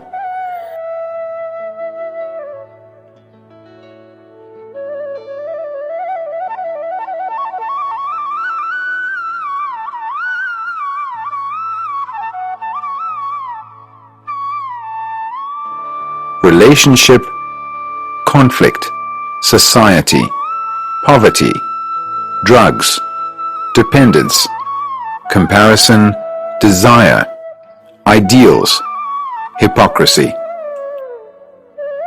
The cessation of violence, which we have just been considering, does not necessarily mean a state of mind which is at peace with itself and therefore at peace in all its relationships. Relationship between human beings is based on the image-forming defensive mechanism.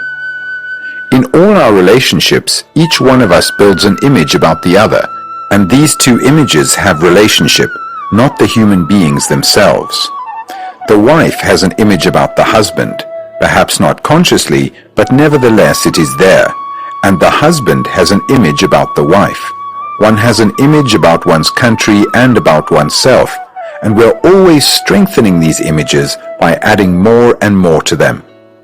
And it is these images which have relationship.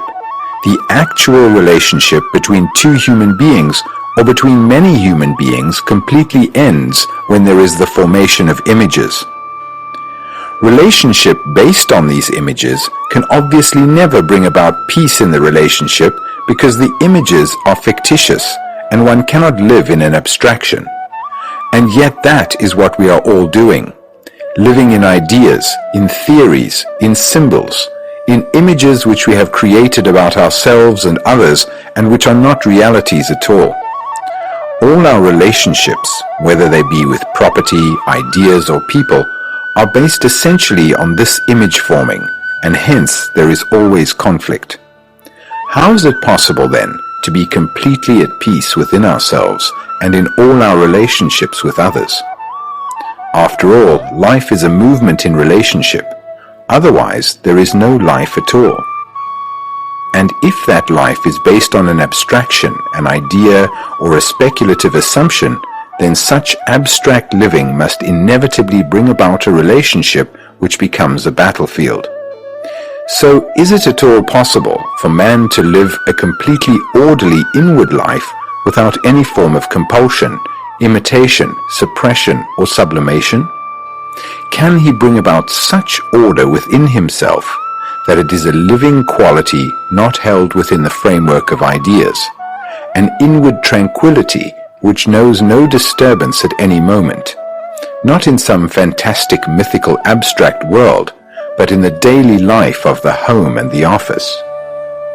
I think we should go into this question very carefully, because there is not one spot in our consciousness untouched by conflict. In all our relationships, whether with the most intimate person or with a neighbor or with society, this conflict exists. Conflict being contradiction, a state of division, separation, a duality. Observing ourselves and our relationship to society, we see that at all levels of our being there is conflict, minor or major conflict, which brings about very superficial responses or devastating results. Man has accepted conflict as an innate part of daily existence because he has accepted competition, jealousy, greed, acquisitiveness, and aggression as a natural way of life. When we accept such a way of life, we accept the structure of society as it is and live within the pattern of respectability. And that is what most of us are caught in, because most of us want to be terribly respectable. When we examine our own minds and hearts, the way we think, the way we feel, and how we act in our daily lives, we observe that as long as we conform to the pattern of society, Life must be a battlefield. If we do not accept it, and no religious person can possibly accept such a society, then we will be completely free from the psychological structure of society. Most of us are rich with the things of society. What society has created in us and what we have created in ourselves are greed, envy, anger, hate, jealousy, anxiety, and with all these we are very rich. The various religions throughout the world have preached poverty. The monk assumes a robe, changes his name, shaves his head, enters a cell, and takes a vow of poverty and chastity. In the East, he has one loincloth, one robe, one meal a day, and we all respect such poverty. But those men who have assumed the robe of poverty are still inwardly, psychologically rich with the things of society because they are still seeking position and prestige. They belong to this order or that order, this religion or that religion. They still live in the divisions of a culture, a tradition. That is not poverty. Poverty is to be completely free of society. Though one may have a few more clothes, a few more meals, good God, who cares? But unfortunately, in most people, there is this urge for exhibitionism.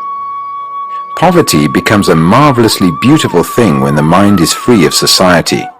One must become poor inwardly, for then there is no seeking, no asking, no desire, no nothing.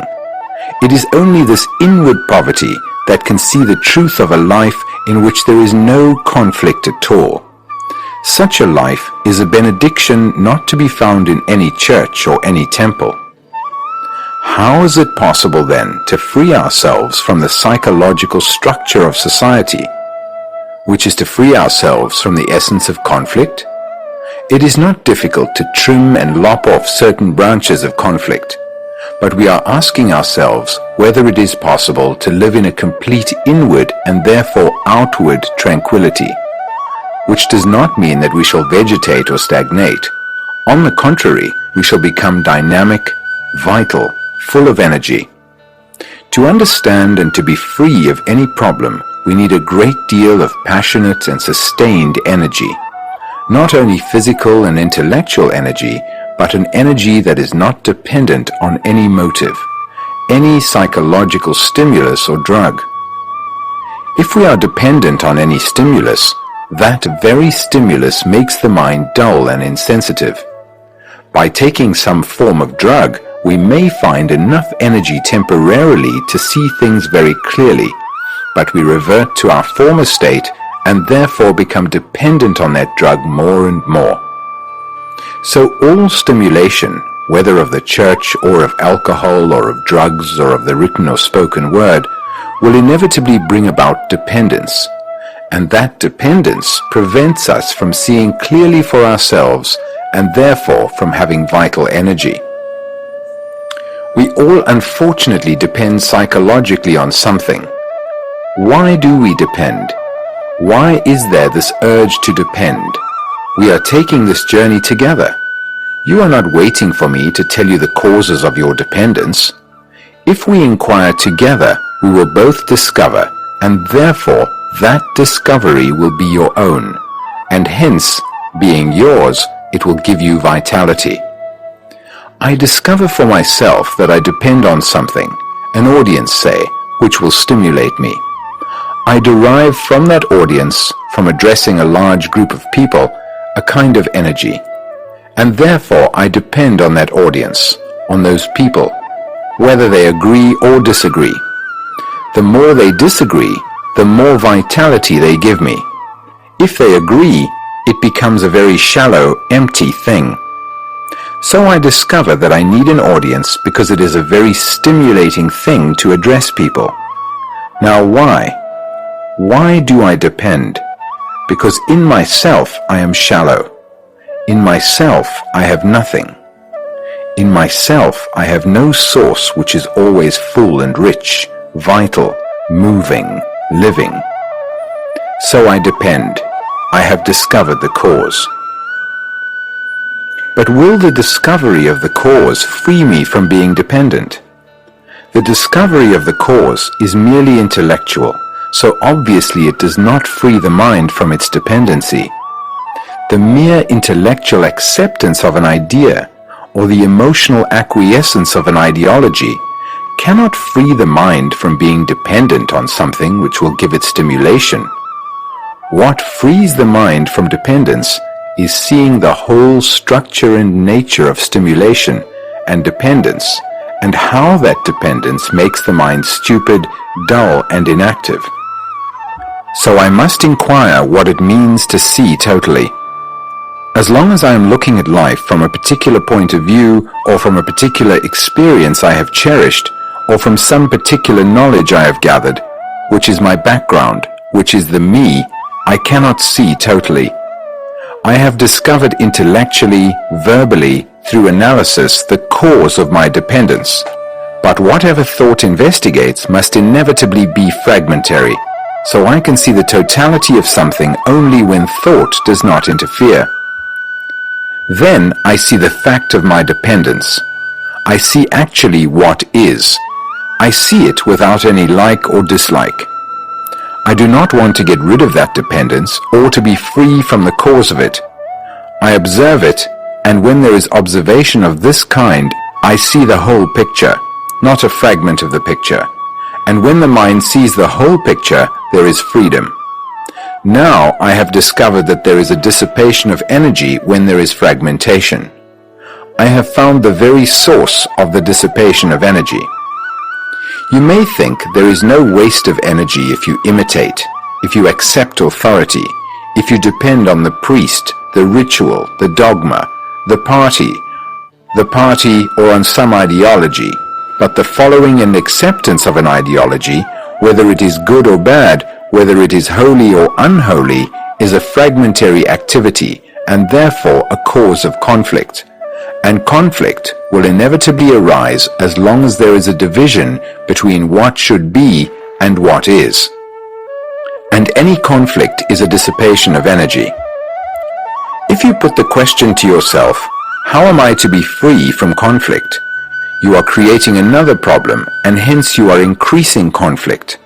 Whereas if you just see it as a fact, see it as you would see some concrete object, clearly, directly, then you will understand essentially the truth of a life in which there is no conflict at all.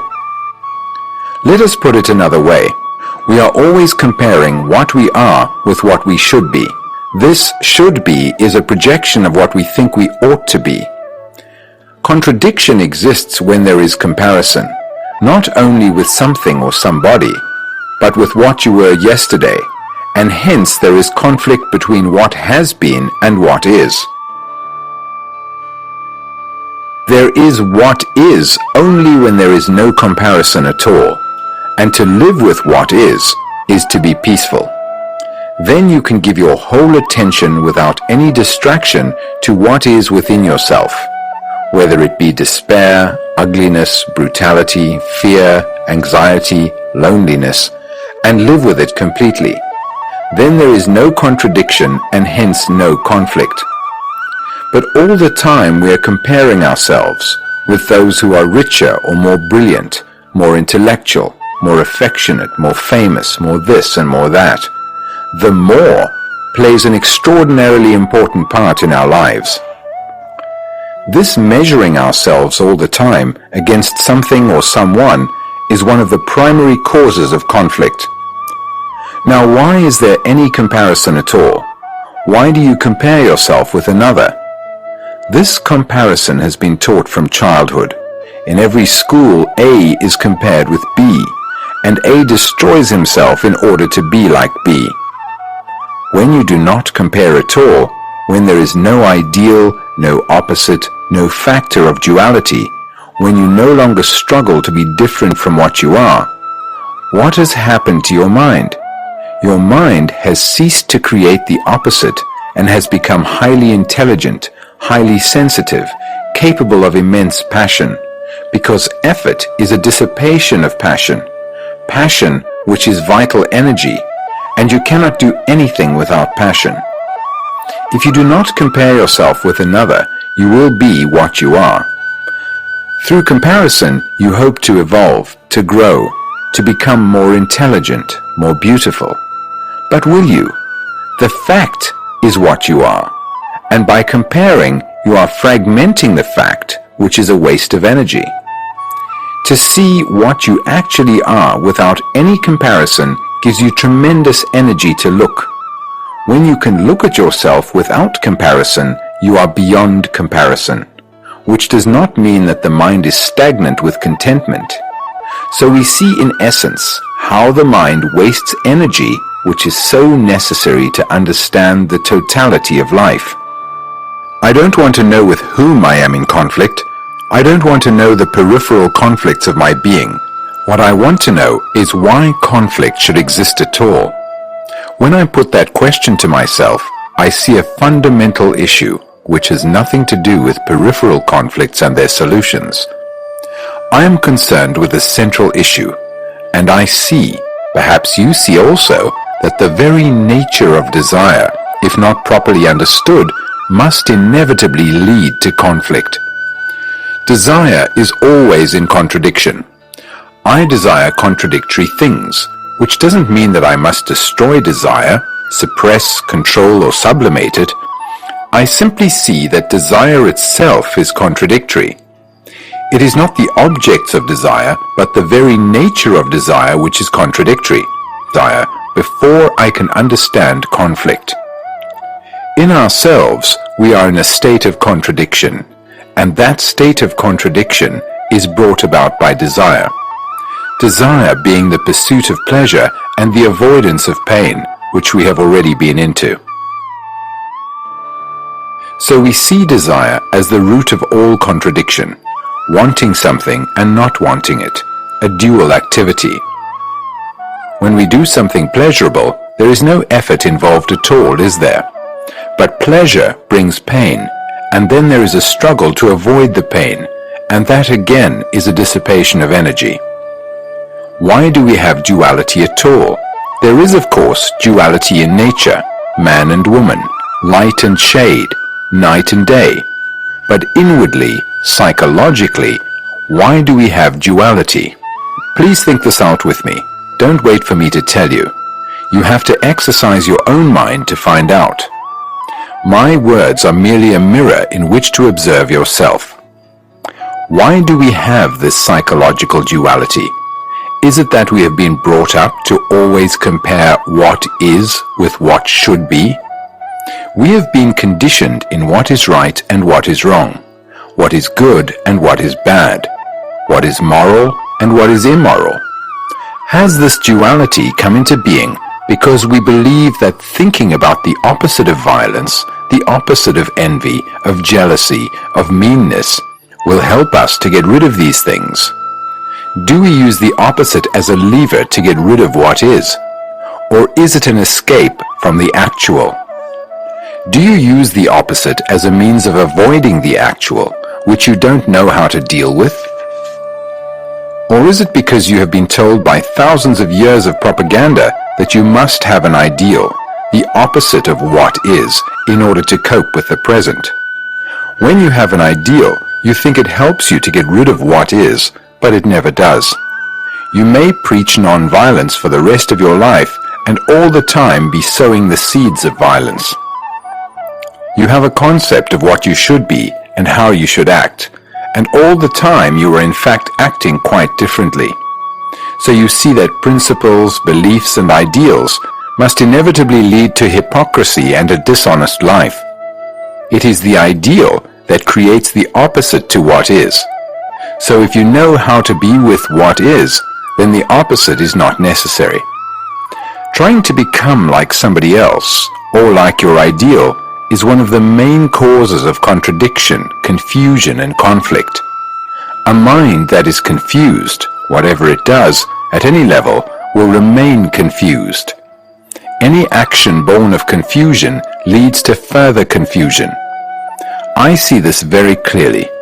I see it as clearly as I see an immediate physical danger. So what happens? I cease to act in terms of confusion anymore. Therefore, inaction, is complete action.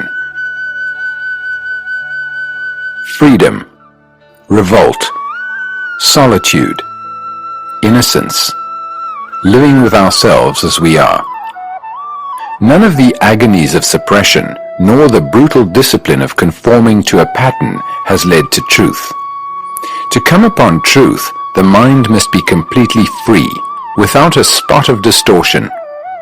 But first, let us ask ourselves if we really want to be free. When we talk of freedom, are we talking of complete freedom, or of freedom from some inconvenient or unpleasant or undesirable thing? We would like to be free from painful and ugly memories and unhappy experiences, but keep our pleasurable, satisfying ideologies, formulas, and relationships. But to keep the one without the other is impossible, for as we have seen, pleasure is inseparable from pain. So it is for each one of us to decide whether or not we want to be completely free. If we say we do, then we must understand the nature and structure of freedom. Is it freedom when you are free from something, free from pain, free from some kind of anxiety? Or is freedom itself something entirely different?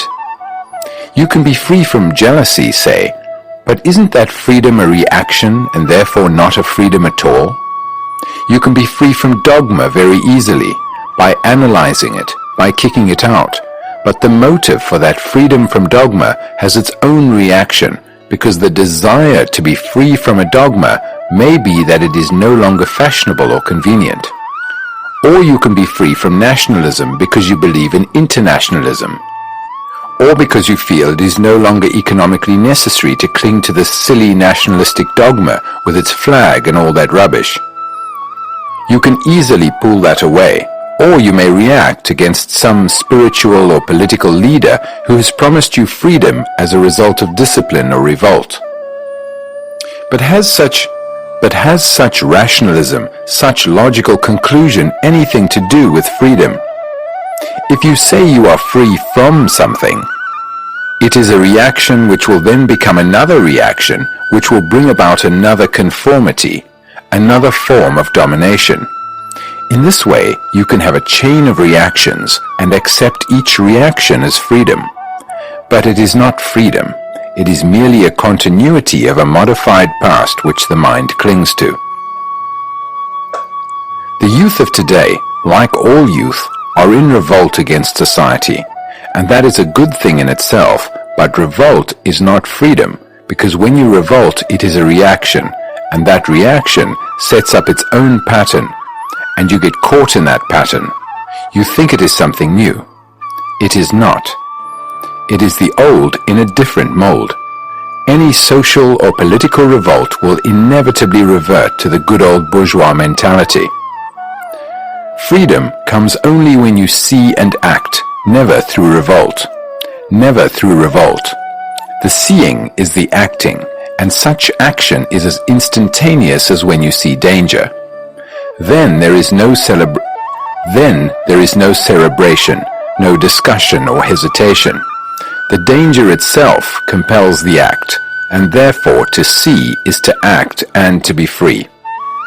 Freedom is a state of mind, not freedom from something, but a sense of freedom, a freedom to doubt and question everything, and therefore so intense, active and vigorous that it throws away every form of dependence, slavery, conformity and acceptance.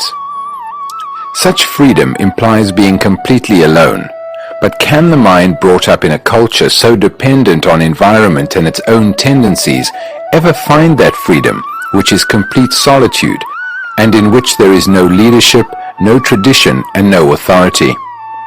This solitude is an inward state of mind, which is not dependent on any stimulus or any knowledge, and is not the result of any experience or conclusion. Most of us, inwardly, are never alone. There is a difference between isolation, cutting oneself off, and aloneness, solitude. We all know what it is to be isolated, building a wall around oneself in order never to be hurt, never to be vulnerable, or cultivating detachment, which is another form of agony. or living in some dreamy ivory tower of ideology. Aloneness is something quite different. You are never alone because you are full of all the memories, all the conditioning, all the mutterings of yesterday. Your mind is never clear of all the rubbish it has accumulated. To be alone, you must die to the past. When you are alone, totally alone, not belonging to any family, any nation, any culture, any particular continent, there is that sense of being an outsider. The man who is completely alone in this way is innocent, and it is this innocency that frees the mind from sorrow. We carry about with us the burden of what thousands of people have said and the memories of all our misfortunes. To abandon all that totally is to be alone, and the mind that is alone is not only innocent but young, not in time or age, but young, innocent, alive at whatever age. And only such a mind can see that which is truth and that which is not measurable by words. In this solitude, you will begin to understand the necessity of living with yourself as you are, not as you think you should be or as you have been. See if you can look at yourself without any tremor, any false modesty, any fear, any justification or condemnation. Just live with yourself as you actually are. It is only when you live with something intimately that you begin to understand it, but the moment you get used to it, get used to your own anxiety or envy or whatever it is, you are no longer living with it. If you live by a river, after a few days you do not hear the sound of the water anymore. Or if you have a picture in the room which you see every day, you lose it after a week. It is the same with the mountains, the valleys, the trees, the same with your family, your husband, your wife. But to live with something like jealousy, envy, or anxiety, you must never get used to it, never accept it. You must care for it as you would care for a newly planted tree. Protect it against the sun, against the storm. You must care for it, not condemn it or justify it. Therefore, you begin to love it. When you care for it, you are beginning to love it. It is not that you love being envious or anxious, as so many people do, but rather that you care for watching. So can you and I, live with what we actually are, knowing ourselves to be dull, envious, fearful, believing we have tremendous affection when we have not, getting easily hurt, easily flattered and bored.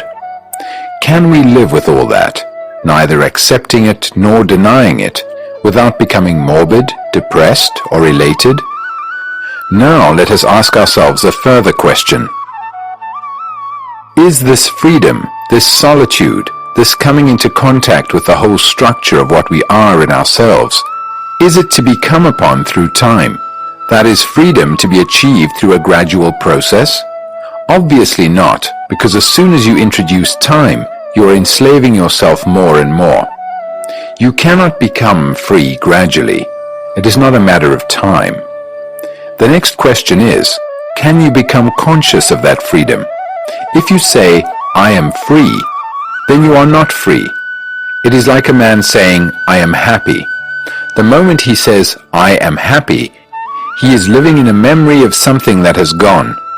Freedom can only come about naturally, not through wishing, wanting, longing. Nor will you find it by creating an image of what you think it is. To come upon it, the mind has to learn to look at life, which is a vast movement, without the bondage of time, for freedom lies beyond the field of consciousness. Sorrow, death. I am tempted to repeat a story about a great disciple going to God and demanding to be taught truth. This poor God says, My friend, it is such a hot day, please get me a glass of water. So the disciple goes out and knocks on the door of the first house he comes to, and a beautiful young lady opens the door. The disciple falls in love with her, and they marry and have several children. Then one day it begins to rain, and keeps on raining, raining, raining. The torrents are swollen, the streets are full, the houses are being washed away. The disciple holds on to his wife and carries his children on his shoulders, and as he is being swept away, he calls out, "Lord, please save me." And the Lord says, "Where is that glass of water I asked for?" It is a rather good story because most of us think in terms of time. Man lives by time. Inventing the future has been his favorite game of escape. We think that changes in ourselves can come about in time, that order in ourselves can be built up little by little, added to day by day. But time doesn't bring order or peace, so we must stop thinking in terms of gradualness. This means that there is no tomorrow for us to be peaceful in. We have to be orderly on the instant. When there is real danger, time disappears, doesn't it? There is immediate action, but we do not see the danger of many of our problems, and therefore we invent time as a means of overcoming them. Time is a deceiver, as it doesn't do a thing to help us bring about a change in ourselves. Time is a movement which man has divided into past, present, and future, and as long as he divides it, he will always be in conflict.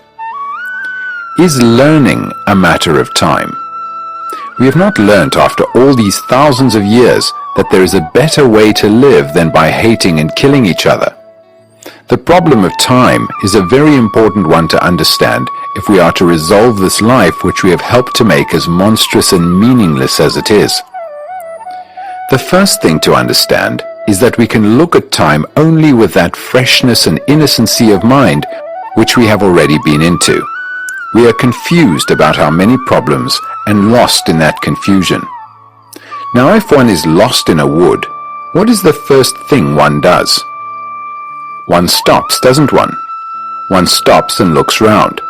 But the more we are confused and lost in life, the more we chase around, searching, asking, demanding, begging. So the first thing, if I may suggest it, is that you completely stop inwardly. And when you do stop inwardly, psychologically, your mind becomes very peaceful, very clear. Then you can really look at this question of time. Problems exist only in time. That is when we meet an issue incompletely. This incomplete coming together with the issue creates the problem. When we meet a challenge partially, fragmentarily, or try to escape from it, that is when we meet it without complete attention, we bring about a problem. And the problem continues as long as we continue to give it incomplete attention, so long as we hope to solve it one of these days. Do you know what time is? Not by the watch, not chronological time, but psychological time. It is the interval between idea and action. An idea is for self-protection, obviously. It is the idea of being secure. Action is always immediate. It is not of the past or of the future. To act must always be in the present. But action is so dangerous, so uncertain, that we conform to an idea which we hope will give us a certain safety. Do look at this in yourself. You have an idea of what is right or wrong, or an ideological concept about yourself and society. And according to that idea, you are going to act. Therefore, the action is in conformity with that idea, approximating to the idea, and hence there is always conflict. There is the idea, the interval, and action. And in that interval is the whole field of time. That interval is essentially thought. When you think you will be happy tomorrow, then you have an image of yourself achieving a certain result in time. Thought, through observation, through desire, and the continuity of that desire sustained by further thought says, "Tomorrow I shall be happy. Tomorrow I shall have success. Tomorrow the world will be a beautiful place." So thought creates that interval, which is time. Now we are asking, can we put a stop to time? Can we live so completely that there is no tomorrow for thought to think about? Because time is sorrow. That is, yesterday or 1,000 yesterdays ago, you loved, or you had a companion who has gone, and that memory remains, and you are thinking about that pleasure and that pain. You are looking back, wishing, hoping, regretting. So thought, going over it again and again, breeds this thing we call sorrow and gives continuity to time. So long as there is this interval of time which has been bred by thought, there must be sorrow. There must be continuity of fear. So one asks oneself, can this interval come to an end? If you say, will it ever end, then it is already an idea, something you want to achieve, and therefore you have an interval and you are caught again. Now take the question of death, which is an immense problem to most people. You know death, there it is walking every day by your side. Is it possible to meet it so completely that you do not make a problem of it at all? In order to meet it in such a way, all belief, all hope, all fear about it must come to an end. Otherwise you are meeting this extraordinary thing with a conclusion, an image, with a premeditated anxiety, and therefore you are meeting it with time. Time is the interval between the observer and the observed. That is, the observer, you, is afraid to meet this thing called death. You don't know what it means. You have all kinds of hopes and theories about it.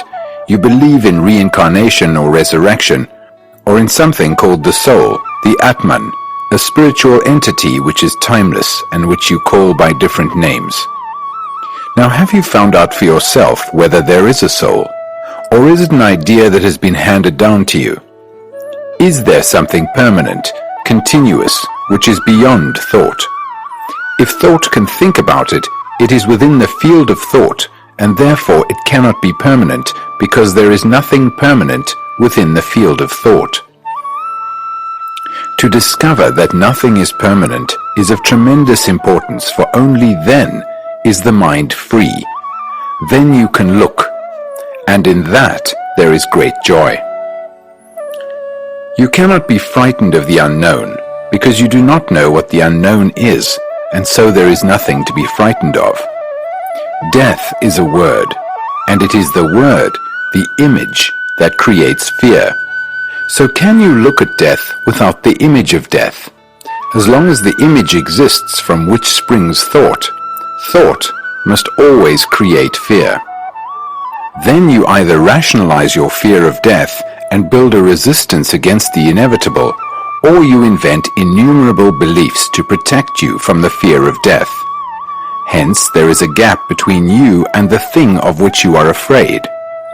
In this time-space interval, there must be conflict, which is fear, anxiety, and self-pity. Thought, which breeds the fear of death, says, let's postpone it, let's avoid it, keep it as far away as possible. Let's not think about it. But you are thinking about it. When you say, I won't think about it, you have already thought out how to avoid it. You are frightened of death because you have postponed it. We have separated living from dying, and the interval between the living and the dying is fear. That interval, that time, is created by fear. Living is our daily torture, daily insult, sorrow and confusion, with occasional opening of a window over enchanted seas. That is what we call living, and we are afraid to die, which is to end this misery. We would rather cling to the known than face the unknown, the known being our house, our furniture, our family, our character, our work, our knowledge, our fame, our loneliness, our gods, that little thing that moves around incessantly within itself with its own limited pattern of embittered existence. We think that living is always in the present, and that dying is something that awaits us at a distant time. But we have never questioned whether this battle of everyday life is living at all. We want to know the truth about reincarnation. We want proof of the survival of the soul.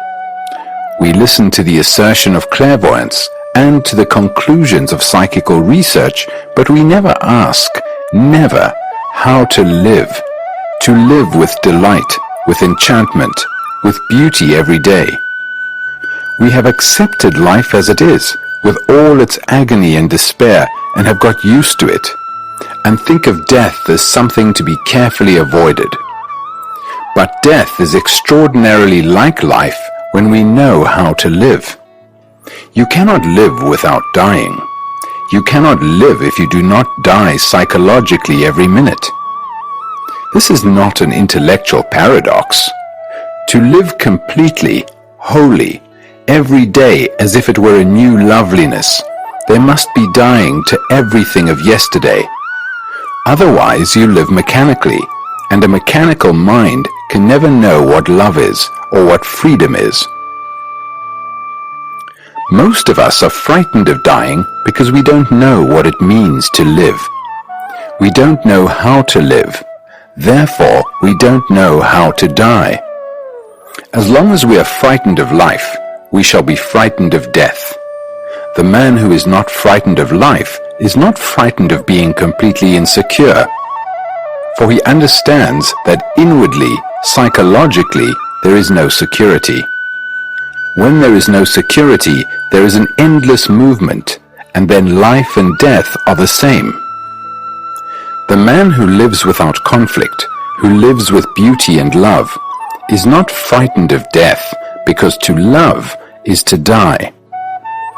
If you die to everything you know, including your family, your memory, everything you have felt, then death is a purification, a rejuvenating process. Then death brings innocence, and it is only the innocent who are passionate, not the people who believe or who want to find out what happens after death. To find out actually what takes place when you die, you must die. This isn't a joke. You must die, not physically, but psychologically, inwardly. Die to the things you have cherished and to the things you are bitter about. If you have died to one of your pleasures, the smallest or the greatest, naturally, without any enforcement or argument, then you will know what it means to die. To die is to have a mind that is completely empty of itself, empty of its daily longings, pleasures, and agonies. Death is a renewal, a mutation, in which thought does not function at all, because thought is old. When there is death, there is something totally new. Freedom from the known is death, and then you are living.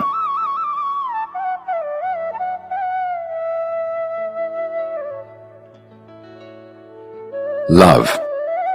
The demand to be safe in relationship inevitably breeds sorrow and fear. This seeking for security is inviting insecurity. Have you ever found security in any of your relationships? Have you? Most of us want the security of loving and being loved. But is there love when each one of us is seeking his own security, his own particular path? We are not loved because we don't know how to love. What is love? The word is so loaded and corrupted that I hardly like to use it. Everybody talks of love. Every magazine and newspaper and every missionary talks everlastingly of love. I love my country. I love my king. I love some book. I love that mountain. I love pleasure. I love my wife. I love God. Is love an idea? If it is, it can be cultivated, nourished, cherished, pushed around, twisted in any way you like. When you say you love God, what does it mean?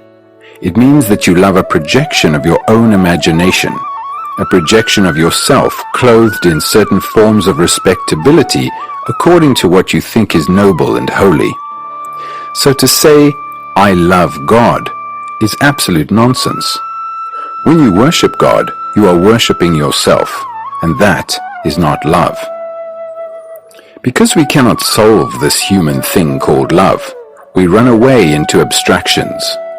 Love may be the ultimate solution to all man's difficulties, problems, and travails. So how are we going to find out what love is? By merely defining it?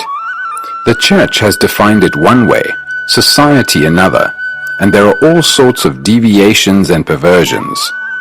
adoring someone, sleeping with someone, the emotional exchange, the companionship. Is that what we mean by love? That has been the norm, and it has become so tremendously personal, sensuous, and limited that religions have declared that love is something much more than this. In what they call human love, they see there is pleasure, competition, jealousy, the desire to possess, to hold, to control, and to interfere with another's thinking. Knowing the complexity of all this, they say there must be another kind of love, divine, beautiful, untouched, uncorrupted. Throughout the world, so-called holy men have maintained that to look at a woman is something totally wrong. They say you cannot come near to God if you indulge in sex. Therefore, they push it aside, although they are eaten up with it. But by denying sexuality, they put out their eyes and cut out their tongues, for they deny the whole beauty of the earth. They have starved their hearts and minds. They are dehydrated human beings. They have banished beauty because beauty is associated with a woman. Can love be divided into the sacred and the profane, the human and the divine, or is there only love? Is love of the one and not of the many? If I say, I love you, does that exclude the love of the other? Is love personal or impersonal, moral or immoral, family or non-family? If you love mankind, can you love the particular? Is love sentiment? Is love emotion? Is love pleasure and desire? All these questions indicate, don't they, that we have ideas about love, ideas about what it should or should not be, a pattern or a code developed by the culture in which we live. So to go into the question of what love is, we must first free it from the encrustation of centuries, put away all ideals and ideologies of what it should or should not be. To divide anything into what should be and what is the most deceptive way of dealing with life. Now how am I going to find out what this flame is which we call love? Not how to express it to another, but what it means in itself? I will first reject what the church, what society, what my parents and friends, what every person and every book has said about it, because I want to find out for myself what it is. Here is an enormous problem that involves the whole of mankind. There have been 1,000 ways of defining it, and I myself am caught in some pattern or other according to what I like or enjoy at the moment. So shouldn't I, in order to understand it, first free myself from my own inclinations and prejudices? I am confused, torn by my own desires, so I say to myself, first clear up your own confusion. Perhaps you may be able to discover what love is through what it is not. The government says, go and kill for the love of your country. Is that love? Religion says, give up sex for the love of God. Is that love? Is love desire? Don't say no. For most of us it is. Desire with pleasure, the pleasure that is derived through the senses, through sexual attachment and fulfillment. I am not against sex, but see what is involved in it. What sex gives you momentarily is the total abandonment of yourself. Then you are back again with your turmoil. So you want a repetition over and over again of that state which there is no worry, no problem, no self. You say you love your wife. In that love is involved sexual pleasure, the pleasure of having someone in your house to look after your children, to cook. You depend on her. She has given you her body, her emotions, her encouragement, a certain feeling of security and well-being. Then she turns away from you. She gets bored or goes off with someone else, and your whole emotional balance is destroyed. And this disturbance, which you don't like, is called jealousy. There is pain in it, anxiety, hate and violence. So what you are really saying is, as long as you belong to me, I love you, but the moment you don't, I begin to hate you. As long as I can rely on you to satisfy my demands, sexual and otherwise, I love you, but the moment you cease to supply what I want, I don't like you. So there is antagonism between you, there is separation, and when you feel separate from another, there is no love. But if you can live with your wife without creating all these contradictory states, these endless quarrels in yourself, then perhaps, you will know what love is. Then you are completely free, and so is she. Whereas if you depend on her for all your pleasure, you are a slave to her. So when one loves, there must be freedom, not only from the other person, but from oneself.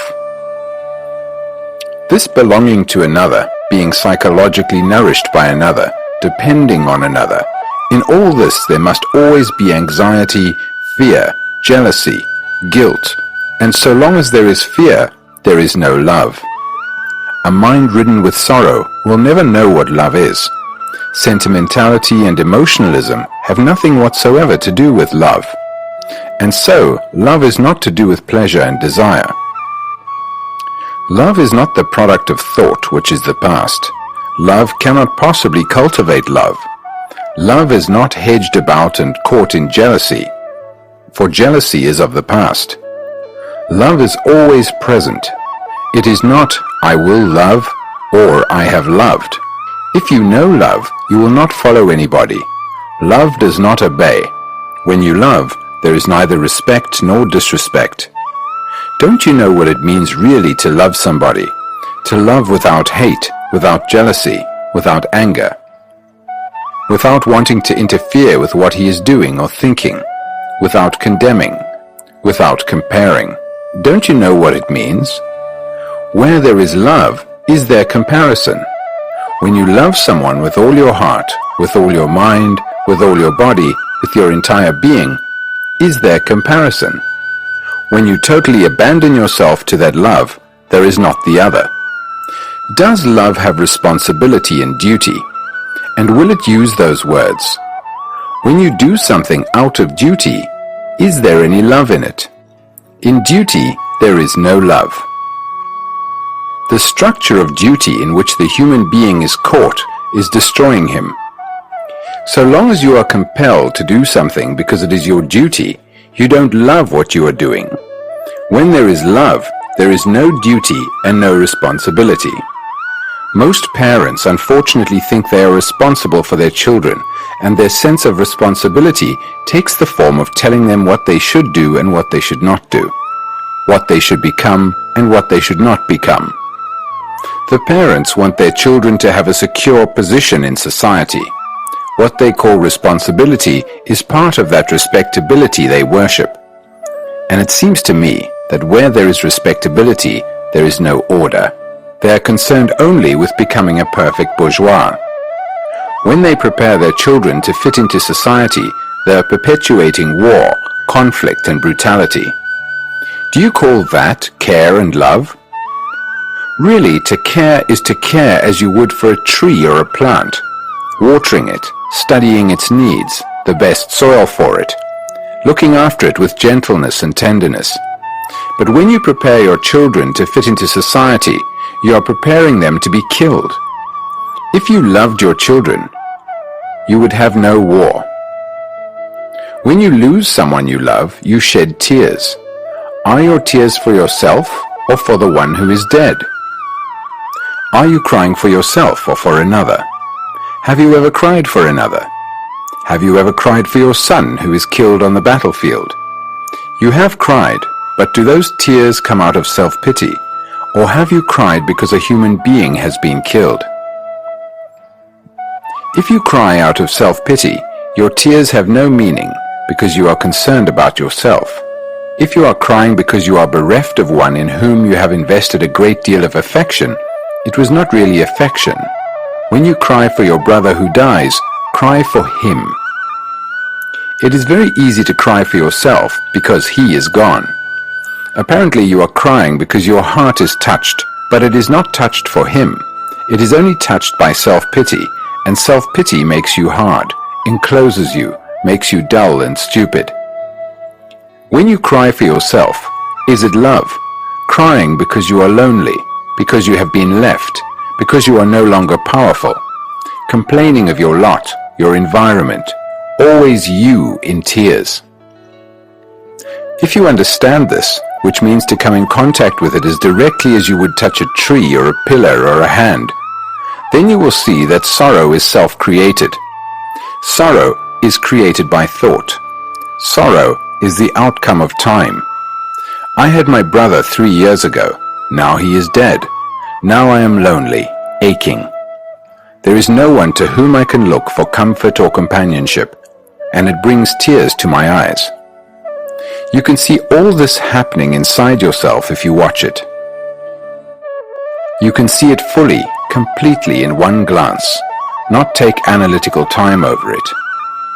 You can see in a moment the whole structure and nature of this shoddy little thing called me. My tears, my family, my nation, my belief, my religion. All that ugliness, it is all inside you. When you see it with your heart, not with your mind, when you see it from the very bottom of your heart, then you have the key that will end sorrow. Sorrow and love cannot go together, but in the Christian world they have idealized suffering, put it on a cross and worshipped it, implying that you can never escape from suffering except through that one particular door, and this is the whole structure of an exploiting religious society. So when you ask what love is, you may be too frightened to see the answer. It may mean complete upheaval. It may break up the family. You may discover that you do not love your wife or husband or children. Do you? You may have to shatter the house you have built. You may never go back to the temple. But if you still want to find out, you will see that fear is not love. Dependence is not love. Jealousy is not love. Possessiveness and domination are not love. Responsibility and duty are not love. Self-pity is not love. The agony of not being loved is not love. Love is not the opposite of hate. More than humility is the opposite of vanity. So if you can eliminate all these, not by forcing them, but by washing them away as the rain washes the dust of many days from a leaf, then perhaps you will come upon this strange flower which man always hungers after. If you have not got love, not just in little drops but in abundance, if you are not filled with it, the world will go to disaster. You know intellectually that the unity of mankind is essential, and that love is the only way. But who is going to teach you how to love? Will any authority, any method, any system tell you how to love? If anyone tells you it is not love, can you say, I will practice love? I will sit down day after day and think about it. I will practice being kind and gentle and force myself to pay attention to others? Do you mean to say that you can discipline yourself to love? Exercise the will to love. When you exercise discipline and will to love, love goes out of the window. By practicing some method or system of loving, you may become extraordinarily clever or more kindly or get into a state of non-violence, but that has nothing whatsoever to do with love.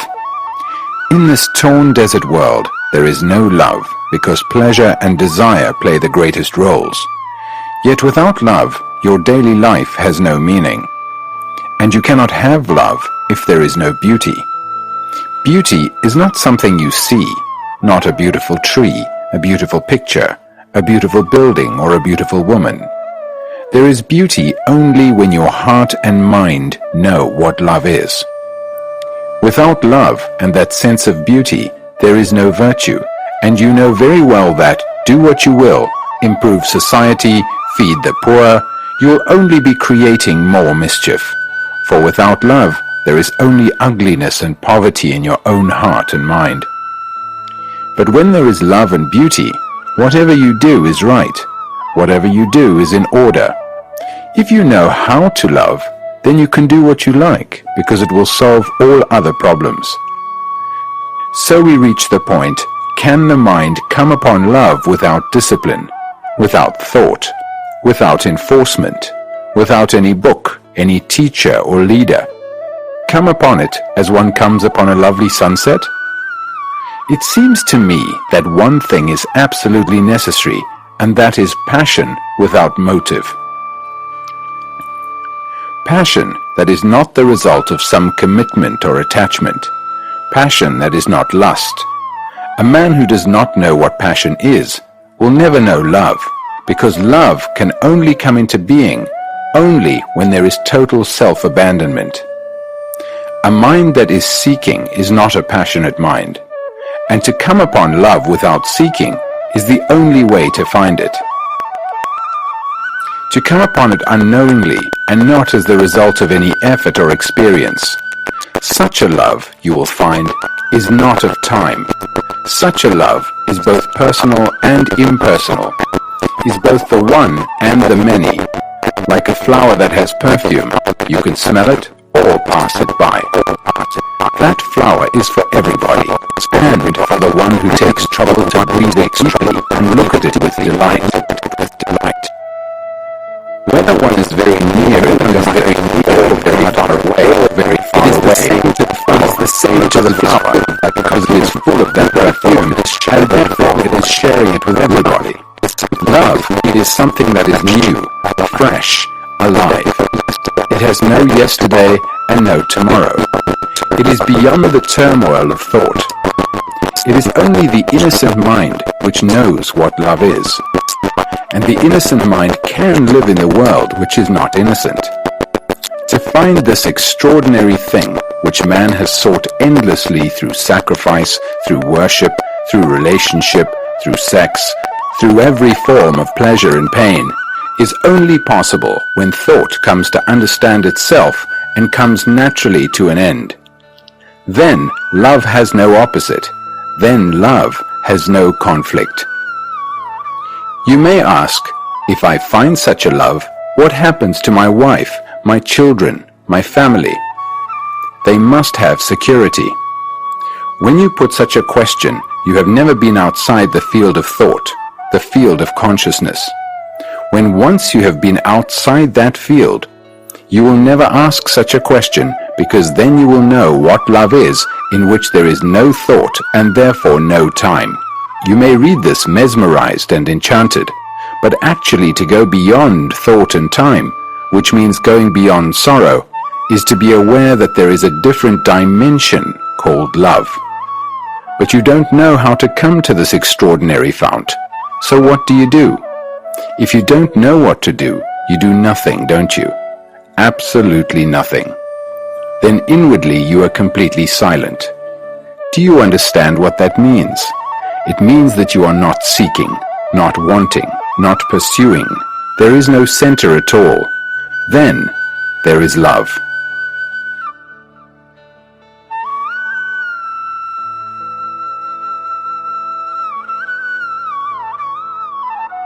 To look and to listen. Art, beauty, austerity, images, problems, space. A guarantee for the rest of their lives of continuous emotional satisfaction. We have been inquiring into the nature of love and have come to a point, I think, which needs much greater penetration, a much greater awareness of the issue. We have discovered that for most people, love means comfort, security, a guarantee for the rest of their lives of continuous emotional satisfaction. Then someone like me comes along and says, "Is that really love?" and questions you and asks you to look inside yourself. And you try not to look because it is very disturbing.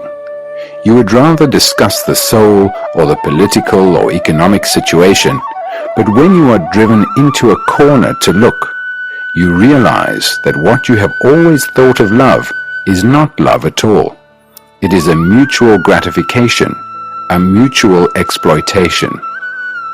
When I say love has no tomorrow and no yesterday, or when there is no center, then there is love, it has reality for me but not for you.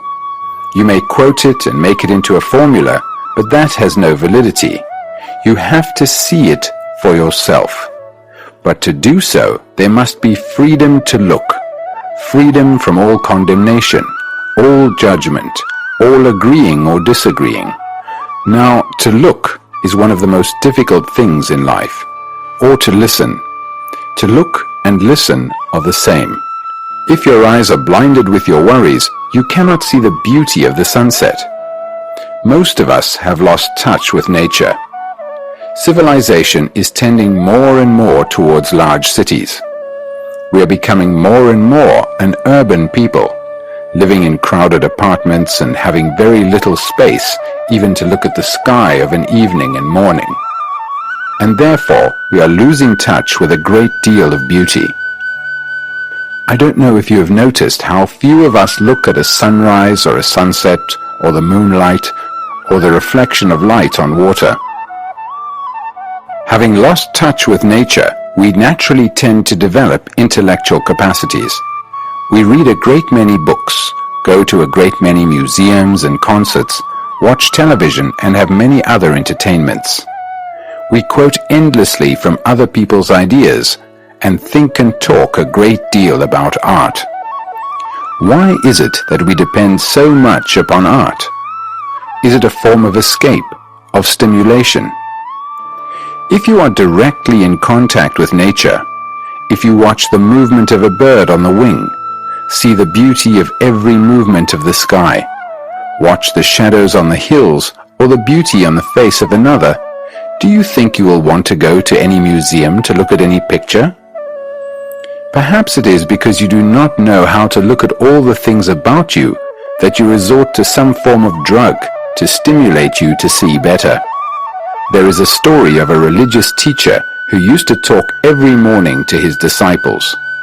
One morning he got onto the platform and was just about to begin when a little bird came and sat on the windowsill and began to sing, and sang away with full heart. Then it stopped and flew away, and the teacher said, "The sermon for this morning is over." It seems to me that one of our greatest difficulties is to see for ourselves really clearly, not only outward things, but inward life. When we say we see a tree or a flower or a person, do we actually see them? Or do we merely see the image that the Word has created? That is, when you look at a tree or a cloud of an evening full of light and delight, do you actually see it, not only with your eyes and intellectually, but totally, completely? Have you ever experimented with looking at an objective thing like a tree without any of the associations, any of the knowledge you have acquired about it, without any prejudice, any judgment, any words forming a screen between you and the tree and preventing you from seeing it as it actually is? Try it and see what actually takes place when you observe the tree with all your being, with the totality of your energy. In that intensity, you will find that there is no observer at all. There is only attention. It is when there is inattention that there is the observer and the observed.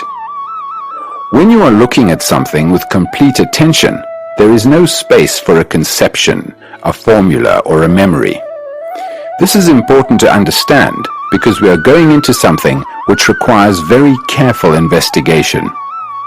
It is only a mind that looks at a tree or the stars or the sparkling waters of a river with complete self-abandonment that knows what beauty is. And when we are actually seeing, we are in a state of love. We generally know beauty through comparison, or through what man has put together, which means that we attribute beauty to some object. I see what I consider to be a beautiful building, and by that beauty I appreciate because of my knowledge of architecture and by comparing it with other buildings I have seen. But now I am asking myself, is there a beauty without object? When there is an observer who is the censor, the experiencer, the thinker, there is no beauty because beauty is something external, something the observer looks at and judges. But when there is no observer, and this demands a great deal of meditation, of inquiry, then there is beauty without the object. Beauty lies in the total abandonment of the observer and the observed, and there can be self-abandonment only when there is total austerity. Not the austerity of the priest, with its harshness, its sanctions, rules, and obedience, not austerity in clothes, ideas, food, and behavior, but the austerity of being totally simple, which is complete humility. Then there is no achieving, no ladder to climb. There is only the first step, and the first step is the everlasting step. Say you are walking by yourself or with somebody and you have stopped talking. You are surrounded by nature, and there is no dog barking, no noise of a car passing, or even the flutter of a bird. You are completely silent, and nature around you is also wholly silent. In that state of silence, both in the observer and the observed, when the observer is not translating what he observes into thought, in that silence there is a different quality of beauty. There is neither nature nor the observer. There is the state of mind, wholly, completely alone. It is alone, not in isolation, alone in stillness, and that stillness is beauty. When you love, is there an observer? There is an observer only when love is desire and pleasure. When desire and pleasure are not associated with love, then love is intense. It is, like beauty, something totally new every day. As I have said, it has no yesterday and no tomorrow. It is only when we see without any preconception, any image, that we are able to be in direct contact with anything in life. All our relationships are really imaginary, that is, based on an image formed by thought. If I have an image about you, and you have an image about me, naturally we don't see each other at all as we actually are. What we see is the images which we have formed about each other, which prevent us from being in contact, and that is why our relationships go wrong. When I say I know you, I mean I knew you yesterday. I do not know you actually now. All I know is my image of you. That image is put together by what you have said in praise of me or to insult me. What you have done to me is put together by all the memories I have of you, and your image of me is put together in the same way, and it is those images which have relationship and which prevent us from really communing with each other. Two people who have lived together for a long time have an image of each other which prevents them from really being in a relationship. If we understand relationship, we can cooperate, but cooperation cannot possibly exist through images, through symbols, through ideological conceptions.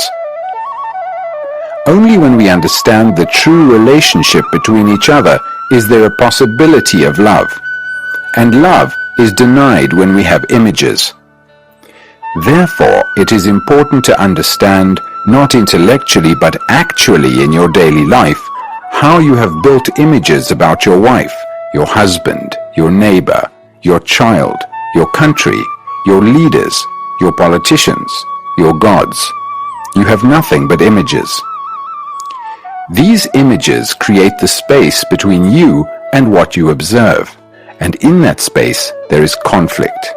So what we are going to find out now together is whether it is possible to be free of the space we create, not only outside ourselves, but in ourselves, the space which divides people in all their relationships.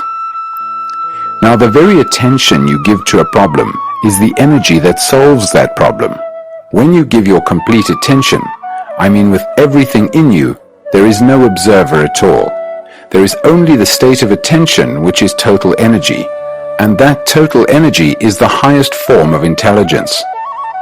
Naturally, that state of mind must be completely silent, and that silence, that stillness, comes when there is total attention, not disciplined stillness. That total silence in which there is neither the observer nor the thing observed is the highest form of a religious mind, but what takes place in that state cannot be put into words, because what is said in words is not the fact. To find out for yourself, you have to go through it. Every problem is related to every other problem, so that if you can solve one problem completely, it does not matter what it is. It does not matter what it is. You will see that you are able to meet all other problems easily and resolve them. We are talking, of course, of psychological problems. We have already seen that a problem exists only in time. That is when we meet the issue completely. So not only must we be aware of the nature and structure of the problem and see it completely, but meet it as it arises and resolve it immediately so that it does not take root in your mind. If one allows a problem to endure for a month or a day, or even for a few minutes, it distorts the mind. If one allows a problem to endure for a month or a day, or even for a few minutes, it distorts the mind. So, it is possible to meet a problem immediately without any distortion, and be immediately completely free of it and not allow a memory, a scratch on the mind to remain? So is it possible to meet a problem immediately without any distortion and be immediately completely free of it and not allow a memory, a scratch on the mind to remain? These memories are the images we carry about with us, and it is these images which meet this extraordinary thing called life, and therefore there is a contradiction and hence conflict. Life is very real. Life is not an abstraction, and when you meet it with images, there are problems.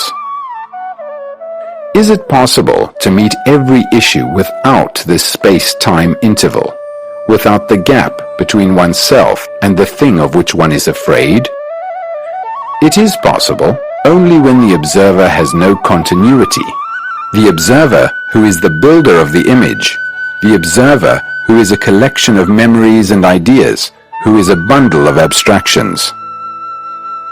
When you look at the stars, there is you who are looking at the stars in the sky. The sky is flooded with brilliant stars. There is cool air, and there is you, the observer, the experiencer, the thinker, you with your aching heart, you, the center, creating space. You will never understand about the space between yourself and the stars, yourself and your wife or husband or friend, because you have never looked without the image, and that is why you do not know what beauty is or what love is. You talk about it, you write about it, but you have never known it except perhaps at rare intervals of self-abandonment.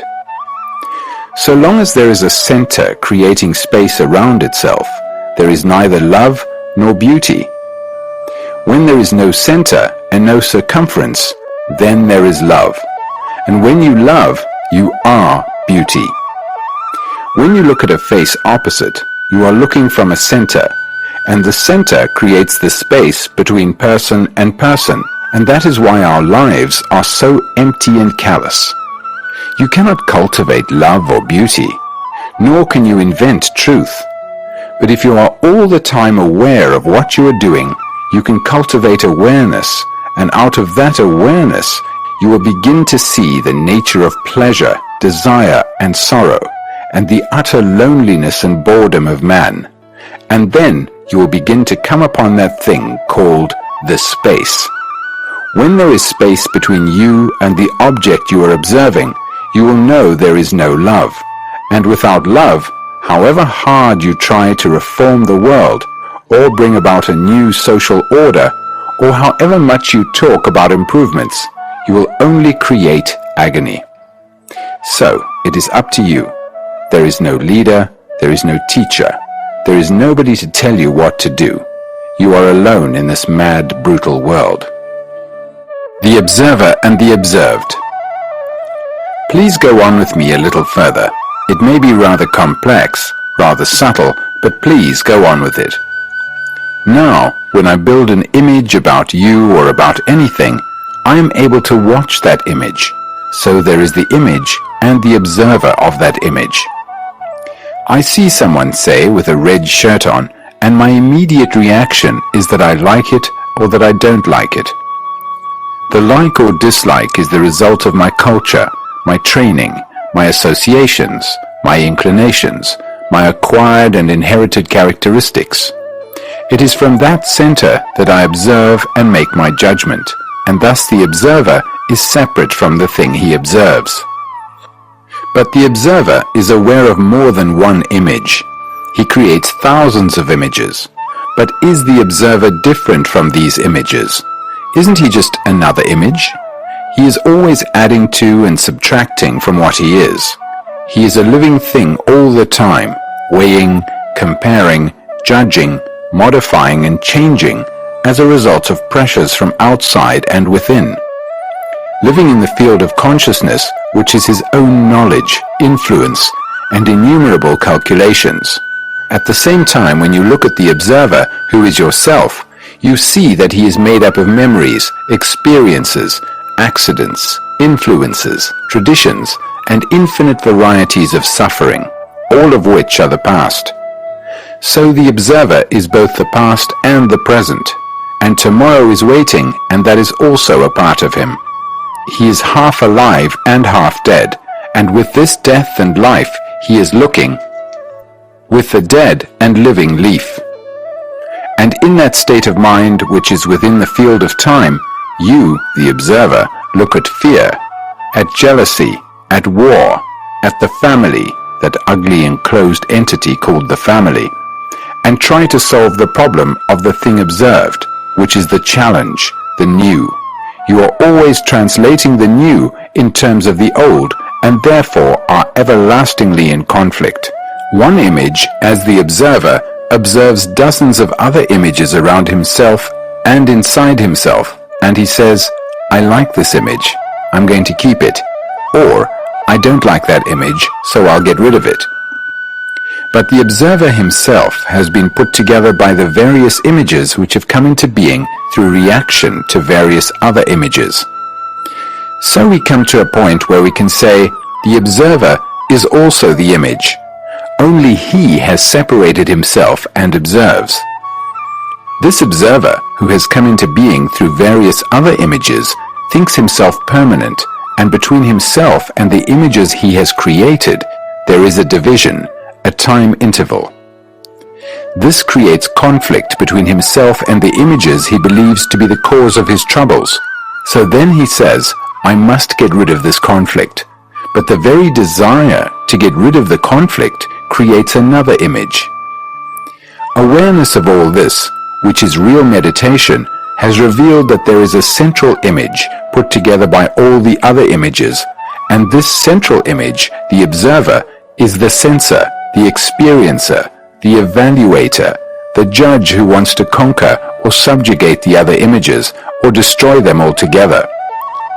The other images are the result of judgments, opinions, and conclusions by the observer, and the observer is the result of all the other images. Therefore, the observer is the observed. So awareness has revealed the different states of one's mind, has revealed the various images and the contradiction between the images, has revealed the resulting conflict and the despair at not being able to do anything about it, and the various attempts to escape from it. All this has been revealed through cautious, hesitant awareness, and then comes the awareness that the observer is the observed. It is not a superior entity who becomes aware of this. It is not a higher self. The superior entity, the higher self, are merely inventions, further images. It is the awareness itself which had revealed that the observer is the observed. If you ask yourself a question, who is the entity who is going to receive the answer? And who is the entity who is going to inquire? If the entity is part of consciousness, part of thought, then it is incapable of finding out. What it can find out is only a state of awareness. But if in that state of awareness there is still an entity who says, I must be aware, I must practice awareness, That again is another image. This awareness that the observer is the observed is not a process of identification with the observed. To identify ourselves with something is fairly easy. Most of us identify ourselves with something, with our family, our husband, our wife, our nation, and that leads to great misery and great wars. We are considering something entirely different, and we must understand it not verbally, but in our core, right at the root of our being. In ancient China, before an artist began to paint anything, a tree for instance, he would sit down in front of it for days, months, years. It didn't matter how long, until he was the tree. He did not identify himself with the tree, but he was the tree. This means that there was no space between him and the tree, no space between the observer and the observed, no experiencer experiencing the beauty, the movement, the shadow, the depth of a leaf, the quality of color. He was totally the tree, and in that state only could he paint. Any movement on the part of the observer, if he has not realized that the observer is the observed, creates another series of images, and again he is caught in them. But what takes place when the observer is aware that the observer is the observed? Go slowly, go very slowly, because it is a very complex thing we are going into now. What takes place? The observer does not act at all. The observer has always said, I must do something about these images. I must suppress them or give them a different shape. He is always active in regard to the observed, acting and reacting passionately or casually, and this action of like and dislike on the part of the observer is called positive action. I like, therefore I must hold. I dislike, therefore I must get rid of. But when the observer realizes that the thing about which he is acting is himself, then there is no conflict between himself and the image. He is that. He is not separate from that. When he was separate, he did or tried to do something about it. But when the observer realizes that he is that, then there is no like or dislike and the conflict ceases. For what is he to do? If something is you, what can you do? You cannot rebel against it or run away from it or even accept it. It is there. So all action that is the outcome of reaction to like and dislike has come to an end.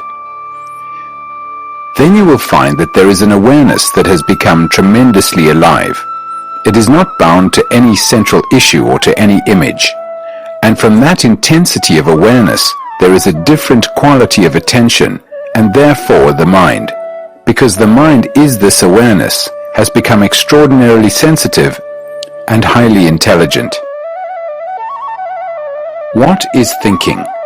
Ideas and action, challenge, matter, the beginning of thought. Let us now go into the question of what is thinking, the significance of that thought which must be exercised with care, logic and sanity for our daily work, and that which has no significance at all. Unless we know the two kinds, we cannot possibly understand something deeper which thought cannot touch. So let us try to understand this whole complex structure of what is thinking, what is memory, how thought originates, how thought conditions all our actions. And in understanding all this, we shall perhaps come across something which thought has never discovered, which thought cannot open the door to. Why has thought become so important in all our lives? Thought being ideas, being the response to the accumulated memories in the brain cells. Perhaps many of you have not even asked such a question before, or if you have, you may have said, it's of very little importance. What is important is emotion. But I don't see how you can separate the two. If thought doesn't give continuity to feeling, feeling dies very quickly. So why in our daily lives, in our grinding, boring, frightened lives, has thought taken on such an inordinate importance? Ask yourself, as I am asking myself, why is one a slave to thought? Cunning, clever thought, which can organize, which can start things, which has invented so much, bred so many wars, created so much fear, so much anxiety, which is forever creating images and chasing its own tail. Thought, which has enjoyed the pleasure of yesterday and given that pleasure continuity in the present and also in the future. Thought, which is always active, chattering, moving, constructing, taking away, adding, supposing. Ideas have become far more important to us than action. Ideas so cleverly expressed in books by the intellectuals in every field. The more cunning, the more subtle those ideas are, the more we worship them and the books that contain them. We are those books. We are those ideas.